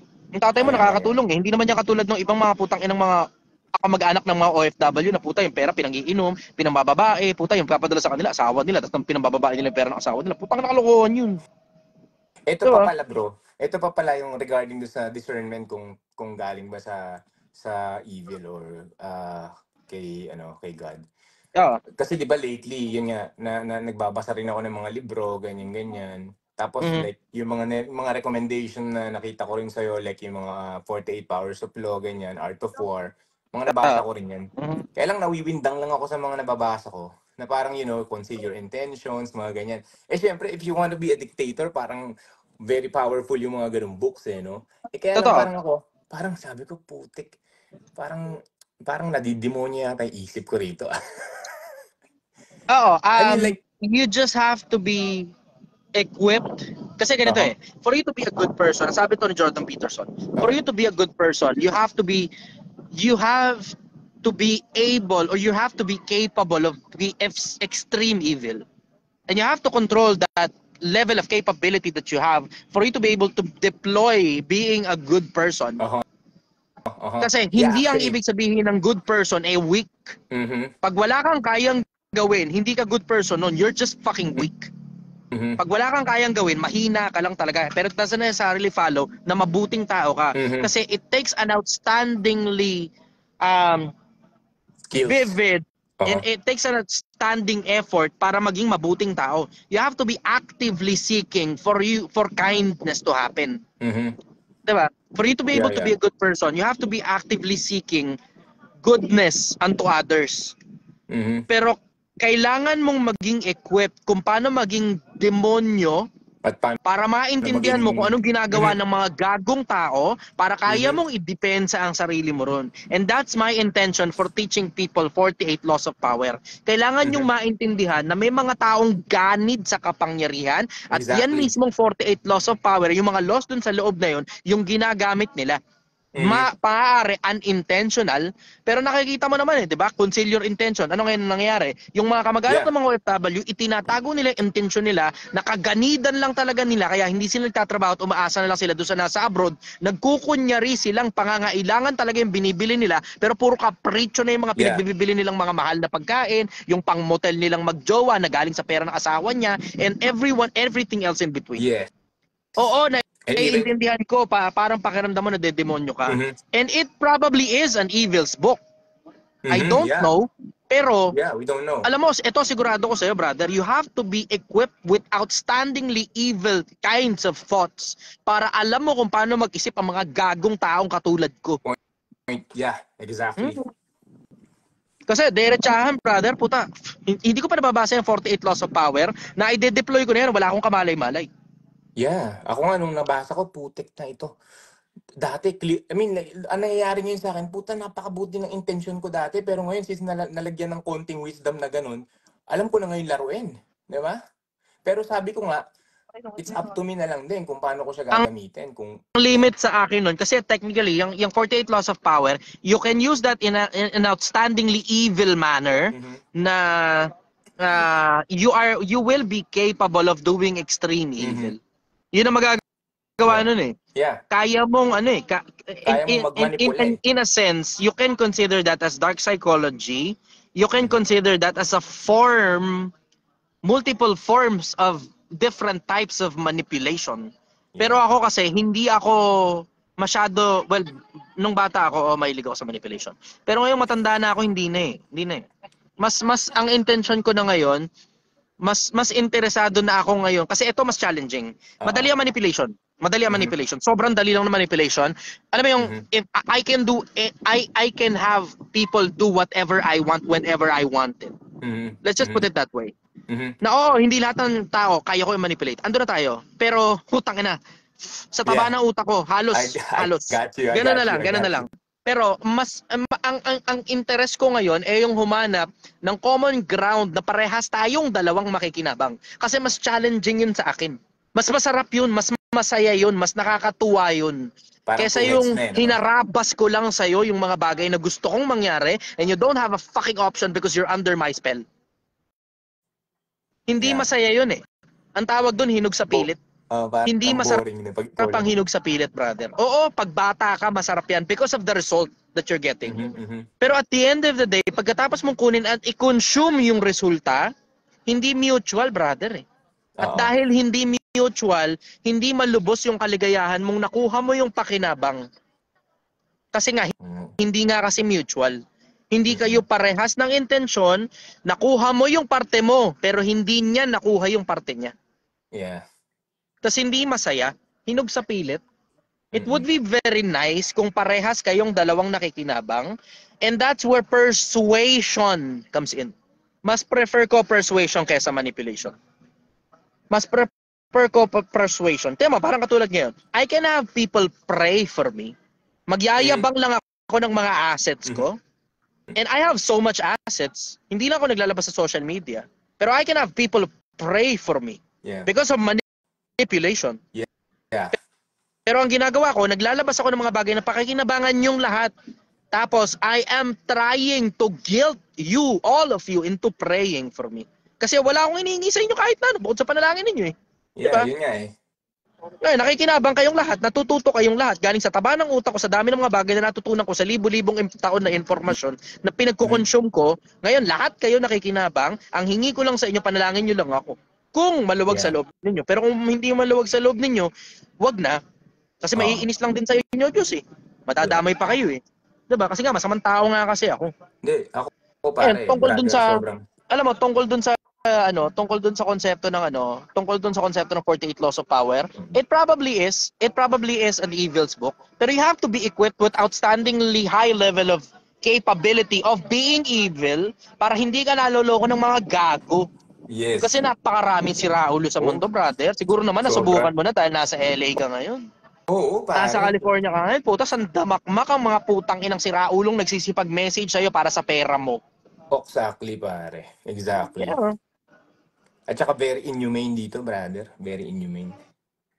Dito rin naman, brother. Ay, Dito rin no, naman. Kung I hindi mean, ba naman everywhere in the inhumane, world. tignan mo na lang yung mga Everywhere tao in the nasa world. inbox mo, yung mga nangangamusta. Hindi ba naman inhumane yan? Nagkukunyari silang nagmamalasakit. Kung kumusta ka dyan, nagpapanggap silang mga nagmamalasakit kung kumusta ang lagay mo dyan, pero ang talagang totoong intention nila, kunin lang talaga yung pera mo. Wala silang pakialam kung kumusta ka dyan, kung kumakain ka pa ba, o kung buhay ka pa ba. Basta bigay mo sa amin pera mo. Pero magkukunyari kaming mahal ka namin, magkukunyari kaming nagmamalasakit sa'yo, magkukunyari kaming gusto naming malaman kung kamusta ang lagay mo dyan. Bakit? Kasi para makuha namin yung pera mo, kailangan muna kaming pumasok sa puso mo. Kaso nabasa ko na yung 48 Hours of Law. Hindi na nila ako hindi na nila ako maloloko.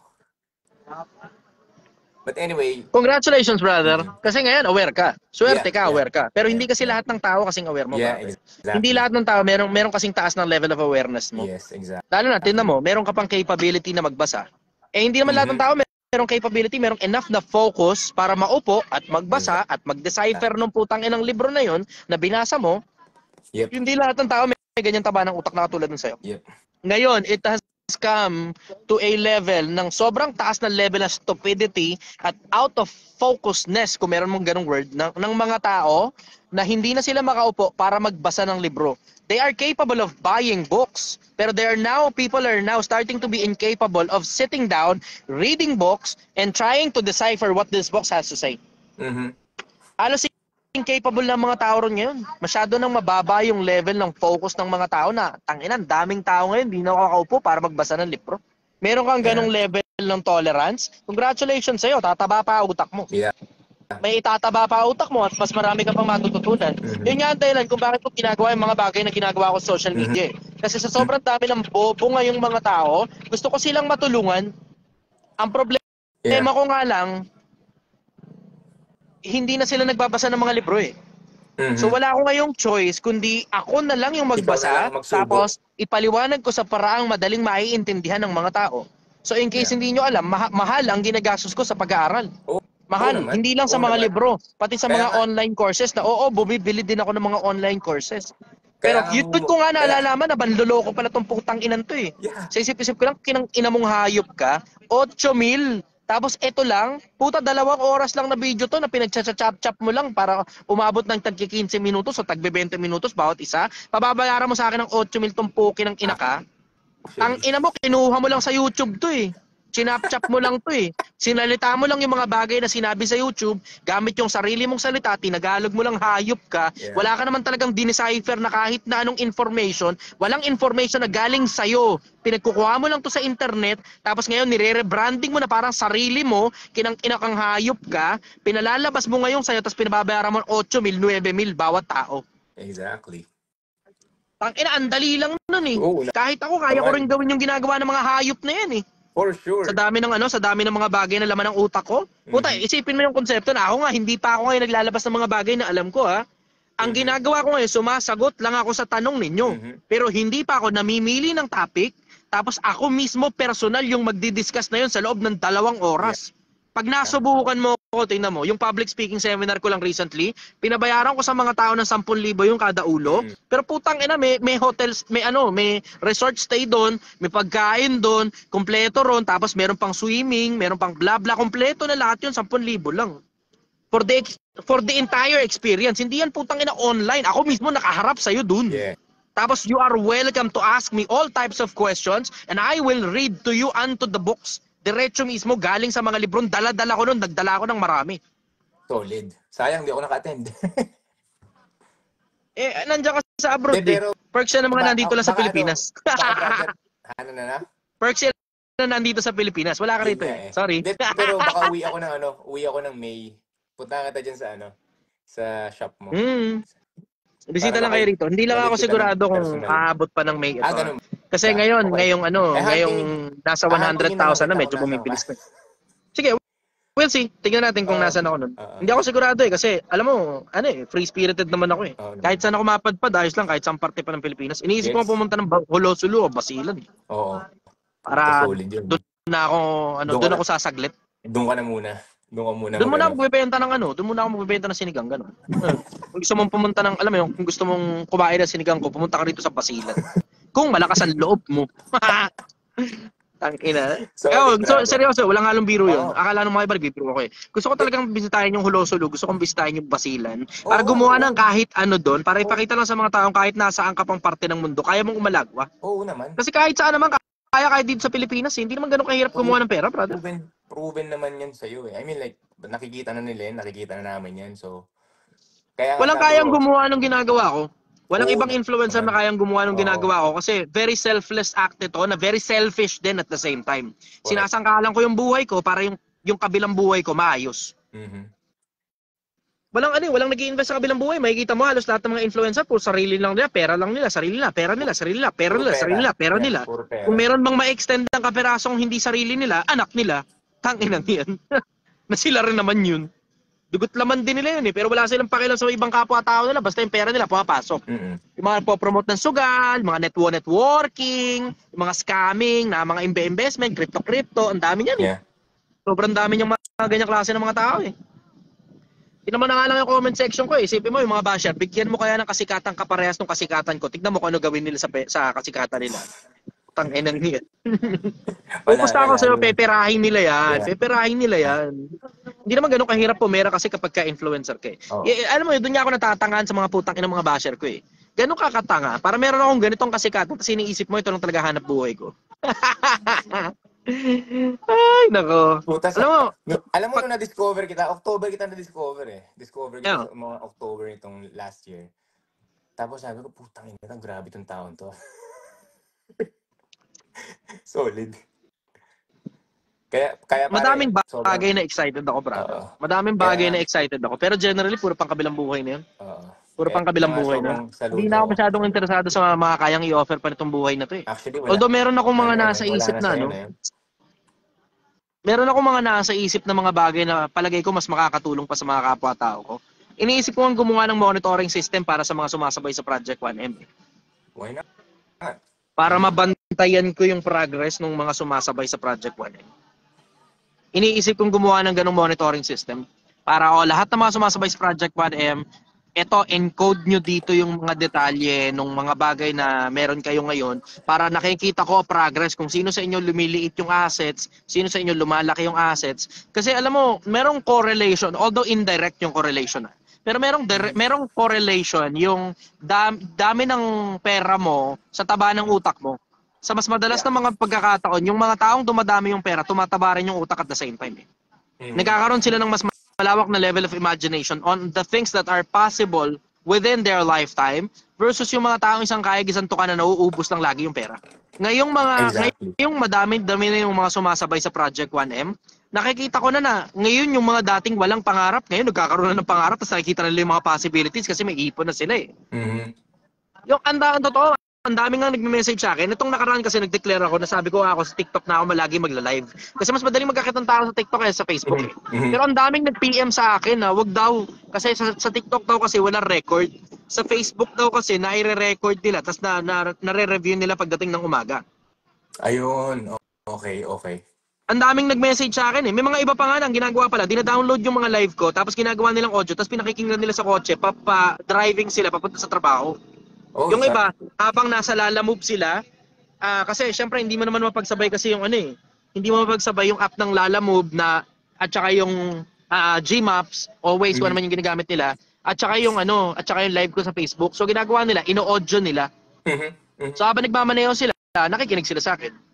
Solid yun. Kaya nga sobrang solid. I mean like, yung selflessness mo. Ano ba? Wala na actually Parang lahat naman ng mga question ko, nasasagot na rin ng mga ibang nagtatanong sa'yo. And then yun, salamat pare, saludo ko sa'yo. I mean like, from the bottom of my heart, walang bullshit. Tang-ina pare, sobrang putang ina mo, sobrang galing mo. I mean, yung selfless act na ginagawa mo sa Pilipinas, particularly sa mga Pinoy and around the world, for sure kumakalat ka na rin sa mga asawa ng mga foreigner, you know?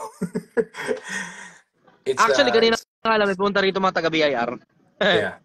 Yung babae daw yung unang nakakita sa akin, nirekomenda ako doon sa asawa. Mas idol pa ako ng asawa kaysa sa babae.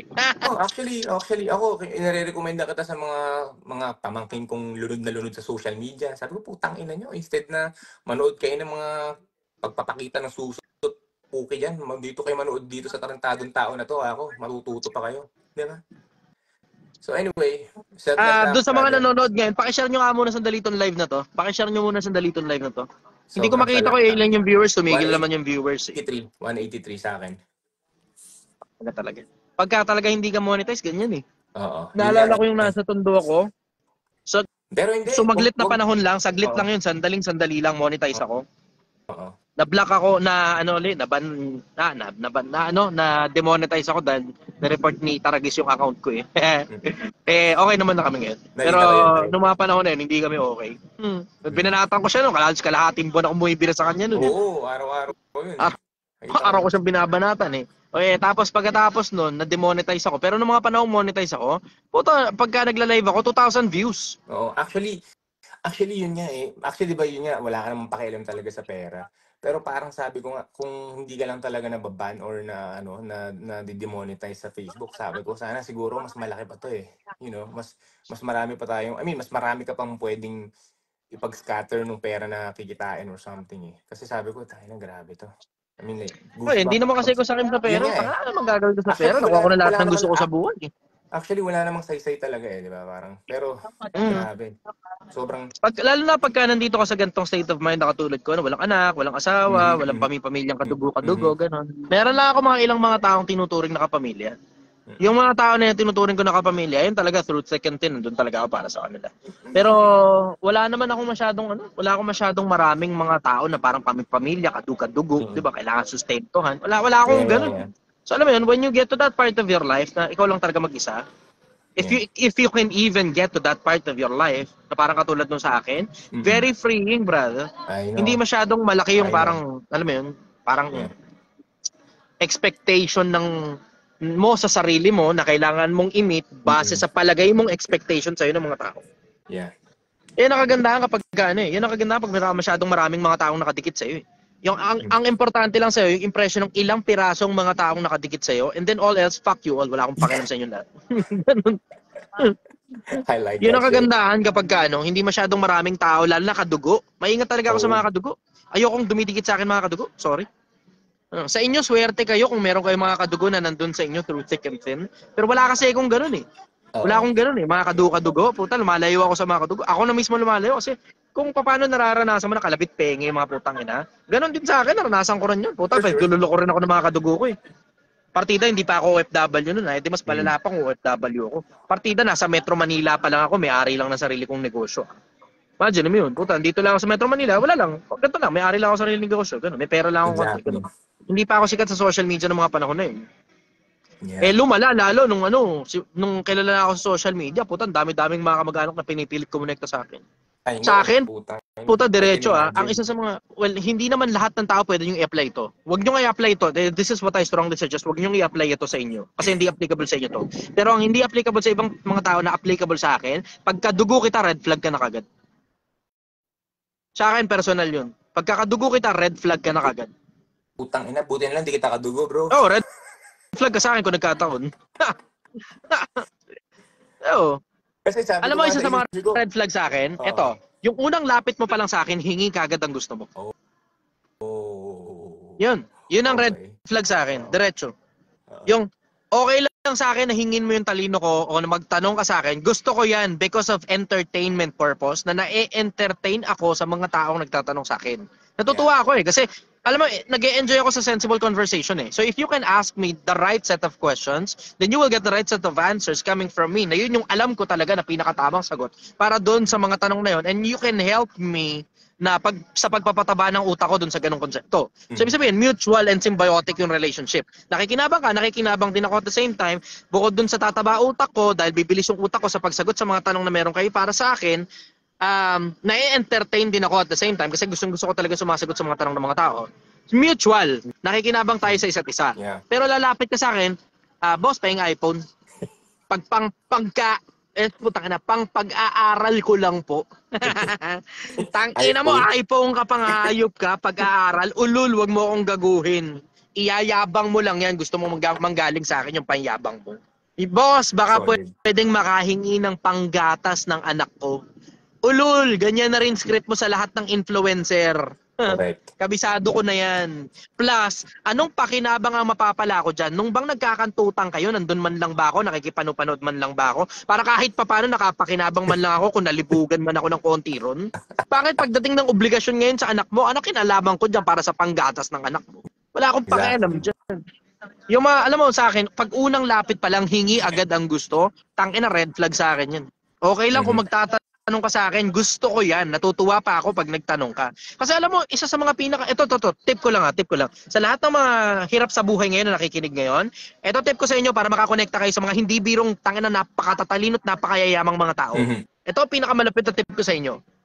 Yung mga pinakamayayaman na mga matatalinong mga tao rin, ang gustong gusto nila, tinatanong sila. Kasi, it turns out, puta, karamihan pala dyan sa mga yan, puta, gusto na nilang ipasa lahat ng alam nila, wala lang halos mapagpasahan. Actually. Naghahanap sila na mapapagpasahan ng mga bagay na alam nila. Wala silang mapagpasahan. Ngayon, kung sino man yung magtanong sa kanila ng right set of questions na hindi selfish, masyado, hindi sobrang selfish, gusto nila yun, nag-enjoy sila dun.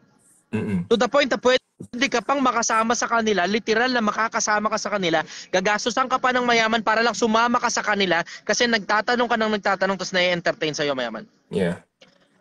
Ang gusto nilang binibigay, karunungan. Ang hirap sa mga tao, pag nakachamba ng mayaman, ang gusto, hingin yung pera. Putang inang mga tao yan. Pero mo, isipin mo itong konsepto na to ha. Isipin mo, kalimbawa, ikaw may pera-pera ka na, dyan ka ngayon sa abroad. Malaki kinikita mo, hindi na importante kung may ipong ko wala. Pero malaki kinikita mo kumpara na sa Pilipinas ka. Pag halimbawa, ang lapit sa'yo, hingi ng pera, natutuwa ka? Siyempre, hindi. Pero pag ang lapit sa'yo, ano ba yung trabaho mo dyan? Baka sakaling magkaroon din ako ng ganyang opportunity kahit hindi sa'yo manggaling, baka pwedeng turuan mo ko. Yeah, exactly. Kita mo. Mas mas parang mas eager ka mag-share ng ng knowledge. Lalo mo yung gustong tulungan yung tao. Oo, di ba? Ganun lang Curiosity yun. din yung ginagawa ko. Itong ginagawa ko sa social media, katulad din yung ginagawa mo. Kung ano yung gusto mong i-share sa mga tao na yung taba ng utak mo, yung natutunan mo dyan sa abroad, gusto mong i-share sa mga tao, ganun lang din yung ginagawa ko. Excited ako sa ganun. Ikaw din sigurado excited ka rin sa ganun. For sure. Kaya abangan mo dun sa Project 1M, pag malapit na ako sa 1 milyon, ipapatawag ko lahat ng mga naging milyonaryo dito and you will be speakers sa isang gagawin kong... Sali ko dyan I will be magpe-pledge na kaagad ako na ako yung isang magsasalita at magpapatunay sa mga kagaguhang ginawa mo. Yes! Putang ina! Tang ina. Abangan niyo pag malapit na sa 1 milyon. Sa ngayon, I don't have enough credibility na sa 100,000 pa lang. Gawin natin ulit yung ganun, yung per head mo. Pag nandiyan ako sa Pilipinas, mag-a-apprentice ako sa'yo. Gawin natin yung isang one day na 10,000 heads tapos maghanap tayo ng maganda resort tapos ipakalat mo yung mga gusto lang sumama, 'di ba? Yung gusto magbayad para sa mga makilala ka at makita nila at marinig nila yung mga ebidensya pa na tapos, talagang in person. Ako pipili ng topic.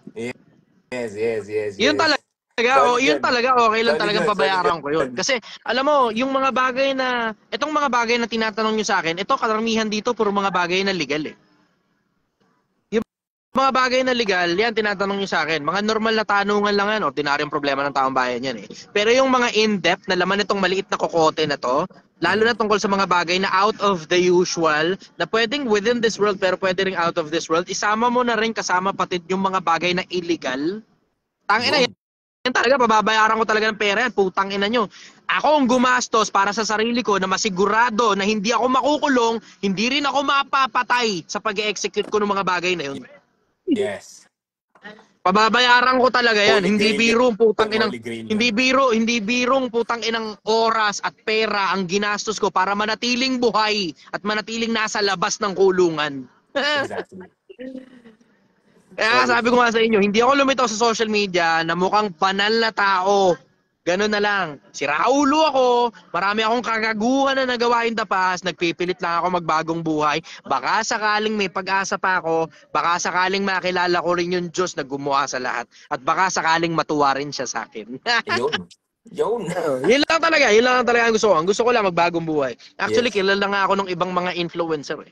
They come to me for problems that they cannot solve. Lumalapit sa akin sila para sa mga problemang hindi nila maresolba. Legally. Yeah. Legally. Solid. excited akong marinig ninyo yung mga bagay na natutunan ko tungkol sa maraming bagay ng buhay, legal at illegal. Pero syempre, obviously, hindi ko ituturo sa inyo yung mga bagay na makakasama para sa inyo. Doon lang tayo sa makakabuti para sa inyo. Ng mga bagay na natutunan ko, na mga illegal, pero maya apply mo legally, nang hindi ka magkakaproblema, tapos gamitin mo sa tama yung information, hindi sa kagaguhan. Hindi ako para mag-build ng mga siraulong mga tao. Exactly. Kasi there was a time in the past na tangina, nagturo ako sa ilang pirasong kabataan eh. Putang ina, inulul nila eh. Ginamit sa kagaguhan, meron ngayong mga lumitaw sa internet na mga aruganteng mga putang inang mga tao na hindi dapat sumikat. Dahil sa kanila, maraming kabataan yung nagsipag-drop out sa eskwelahan na pakiramdam ko tuloy kasalanan ko. Alam mo, meron ako mga pagkakamaling nagawa sa pagtuturo ng mga tao eh. Pero dito sa mga seminar na ito, pipiliin ko eksakto yung mga matitinong tao lang base sa set of questions ko. I-interviewin ko muna bago ko tanggapin ang pera ng taong papasok dito sa seminar na to. Kasi mamaya gamitin sa kagaguhan yung matututunan sa akin katulad ng ginawa ng mga una eh. Putang ina, brad, hindi mo lang alam. Merong ibang sobrang sikat na personality. Hindi na ako makapagpangalan eh. Pero merong mga sobrang sikat na personality sa social media na mga siraulo na dahil dun sa mga tinuruan ko, itinawid nila ron tapos pinasikat nila yun. Tangina. Nagsisisi ako. Na basta na lang ako nagturo na lang sa kahit kanino na lang na hindi ko pinili. Exactly. Nagsisisi talaga ako. Diba? Ngayon, alam mo, dati, tanong ko sa sarili ko kung bakit si Solomon, sa sobrang taba ng utak at sobrang talino ng tao na yon, ilang pirasong libro lang yung naisulat niya, na he could have written the entire Bible. Kaya naman yun eh, na siya lang ang mag-isa nagsulat ng buong Biblia. Kaya naman yun eh. It is within his capability. Ang problema, ilang piraso lang yung isinulat. Tapos, marami siyang karunungan na isinama niya na sa libingan. And it turns out, ngayon naiintindihan ko na kasi nakapag-breed ako ng mga taong puta, demonyo eh. Diba? Hindi doon out of control ka na eh. Diba? Na nagsisisi ako. Alam mo yung ang gusto ko lang naman mangyari sana, makapagturo sa mga tao ng mga bagay na, alam mo yun, ikakatuto ng mga tao para gamitin sa katinuan. Puta, ginamit sa kawalang hiyaan eh. Yun nga eh. Tangina, dumami mga batang arogante, dumami batang mayabang, dumami batang out of school youth na tumigil sa pag-aaral kasi sinasabi nitong mga putang inan to na para bang ang dating, tumigil ka na sa pag-aaral at dumiskarte ka na lang, huwag ka nang kumuha ng diploma. Ganun ang dating eh. Na nahihiya ako sa sarili ko. Ang gusto ko lang makatulong and I have read different types of monsters in social media. Sana nga maano na. In fairness naman, nakikita ko naman na nadidilute na yung mga bagay na itinuro ko eh. Kasi gano'n naman eh. Gano'n ang lipunan. In fairness naman, na-appreciate ko yung pagkakagawa ng Diyos sa mga tao na ang tao nakakalimot. Na-appreciate ko yun. Kasi maganda yung konsepto nakakalimot ang tao. Yung mga bagay na natutunan ng mga tao na hindi na nila na ipuput into practice ng masyadong maraming beses at masyadong madalas, nakakalimutan natin yung skill na yun. Including panloloko ng kapwa-tao. Kasi diretso, may mga ang hirap lang magsalita eh. Pero ayan, ilalabas ko yung mga yan. Pati yung mga kwento niyang mga yan, ilalabas ko rin yan. Ilalabas ko yan. Pati yung mga kwento ng mga siraulong mga naturuan ko in the past, ilalabas ko yan. Nag-sorry nga sa akin recently eh. Sorry sa akin. Tangina, alala ko lang sa'yo, puta ka. Diretsahan lang tayo. Magkano lang ang bundle ng 45? Gago ka. Kahit mag-bodyguard ka pa, pero dahil naman humingi ng dispensa, sige, okay lang. Mahaba pa naman ang buhay, makakapagbagong buhay ka pa. Kung ako nga, nagbabagong buhay, diba? Sino naman ako para katulang ka na agad? Correct. And fairness naman, nakakakita naman ako ng changes. May nagbabagong buhay naman yung iba sa kanila. Yung iba, hindi, wala eh. Wala talaga eh. Anyways, follow-up question, brother. Yun na, salamat. Yun lang. Maraming salamat, brother. God bless. Good night. Kita-kits soon. Soon. Bye-bye.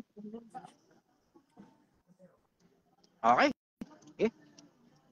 Pilipinas, paalala ko lang sa inyo, alam mo, it is always easy to manipulate people. Pero wala pa rin talagang tatalo ron sa konsepto ng persuasion na dapat parehas kayo nakikinabang sa isa't isa. Parehas kayong dapat nakikinabang sa isa't isa. Nakakatulong ka sa kanya, nakakatulong din naman siya sa pabalik na walang halong panloloko ng kapwa-tao. Kasi, ano eh, it doesn't feel good kapag nanloloko ka ng kapwa-tao. Oh, it feels nice. It feels awesome. You feel invincible pag sobrang dami mong pera at nakukuha mo lahat ng gusto mo sa kahit kanino. Pero once you start growing older, pag tumatanda ka na, marirealize mo lahat ng kagaguhang ginawa mo in the past eh. And then it will come hunting you in your dreams. And then it will come hunting you before you sleep. Sometimes you cannot sleep because of those things that you have done. Para lang wala kang problema, para lang malinis yung konsensya mo. Just don't do the things that you should not be doing. Huwag mo lang gawin yung mga bagay na hindi mo dapat ginagawa. 'Di ba? You can start there. Tapos, eventually, you can go actively seeking to do kindness to people. Gumawa ka ng mabuti para sa mga tao. Damihan mo na yung paggawa mo ng mabuti sa mga tao. Kasi alam mo, you only get to live here in this world once. Isa lang ang buhay. Isipin mo, tignan mo, may papakita lang ako sa inyo, Pilipinas. Sandali lang ito, may papakita lang ako sa inyo. Share nyo muna tong post na to. Bibigyan kita ng isa sa mga ginto na natutunan ko tungkol sa buhay. Dito na rin mismo. Papakita ko sa iyo dito mismo. Actual, sa harap ng mukha mo. Dito na rin mismo. Papakita ko sa inyo. Hindi ko lang ituturo, papakita ko pa sa inyo mismo. Share nyo muna tong live ko ngayon. Ngayon na, share nyo tong live ko. Ngayon na, share nyo tong live ko, tapos type done kapag na-share nyo. Let's go. Type done pag na-share nyo na. I will give you 2 minutes. Sige, go. Let's go. Share nyo muna tong live ko, tapos type done kapag na-share nyo na. Sana nga lang talaga. Sige, let's go. Share nyo muna itong live ko. Meron ako ibibigay sa inyo sa mga pinakamalalaking gold nugget ko tungkol sa buhay na ito. Sa isa sa mga pinakamalalaking bagay na natutunan ko rito sa buhay na ito. Sige, go.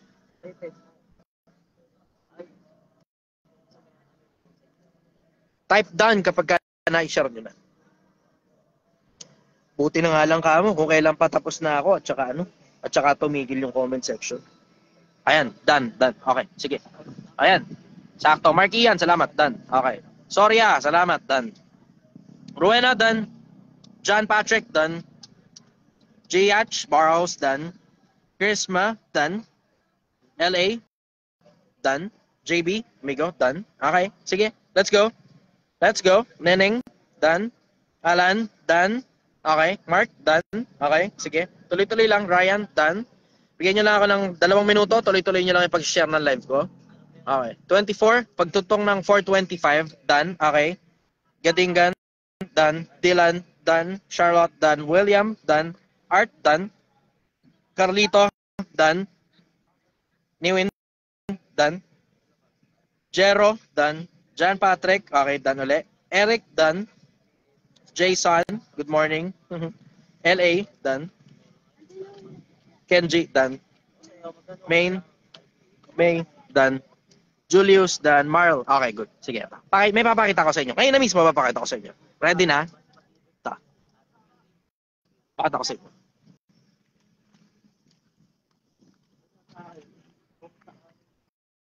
Tignan niyo to. Tingnan niyo to. Nakikita niyo to. Yung dami ng ilaw dyan. Overlooking kasi ito eh. So nakikita niyo yung dami ng overlooking ng ilaw dyan, diba? So ito, nakikita niyo dyan. Sa baba, sa gilid, tapos ito. Nakikita niyo yan, diba? Mga ilaw na yan, dami, diba? Mga ilaw na yan. Sipin mo to. Yung dami ng mga ilaw na yan, Pilipinas. Bawat isang ilaw dyan, hindi mo alam kung ilang tao ang nandyan. Pero sigurado, karamihan dyan sa mga ilaw na yan, higit sa isa ang tao. Kasi for all you know, minsan merong isang ilaw dyan, isang buong building pala yun na maliwanag. So higit sa isa ang average ng bawat ilaw dyan sa overlooking. Tama? Kita mo? So bawat isang ilaw dyan, higit sa isa yung tao sa loob. Ngayon, sobrang dami niyan. Ang nakikita ko rito, sigurado ako aabot ng 100,000 yan.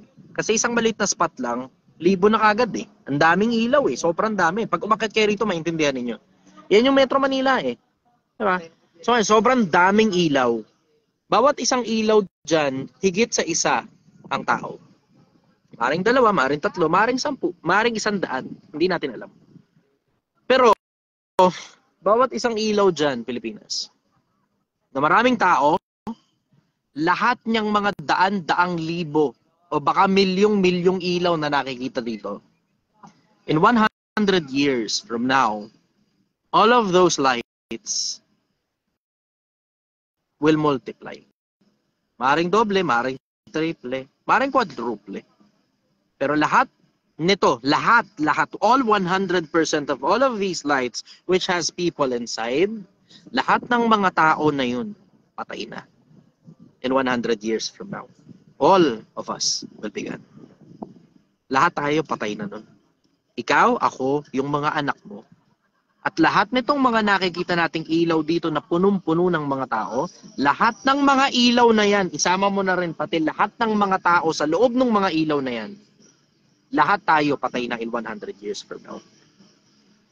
And what I mean by that is you have to do the things that you should do in this life as soon as possible kasi limitado ang oras natin dito and we only get to live for 60 short years. Sandali lang yung panahon natin dito eh. Sandaling-sandali lang yung panahon na nandito tayo. Hindi natin alam kung hanggang kailan lang tayo. And we have to do the things that we should do as fast as possible before our light runs out. Bago tayo mawala rito sa mundo, bago magdilim yung mga ilaw natin, bago magsara yung mga kuryente natin sa loob ng katawan, bago ma-turn off lahat ng sistema natin, kailangan nating magawa lahat ng mga bagay na kailangan nating magawa as soon as possible. And that also involves being kind to people and actively seeking for kindness, for good deeds, for glory, not just in the eyes of men, but in the eyes of our Creator. Magandang umaga sa inyo, Pilipinas. Mahal na mahal kita.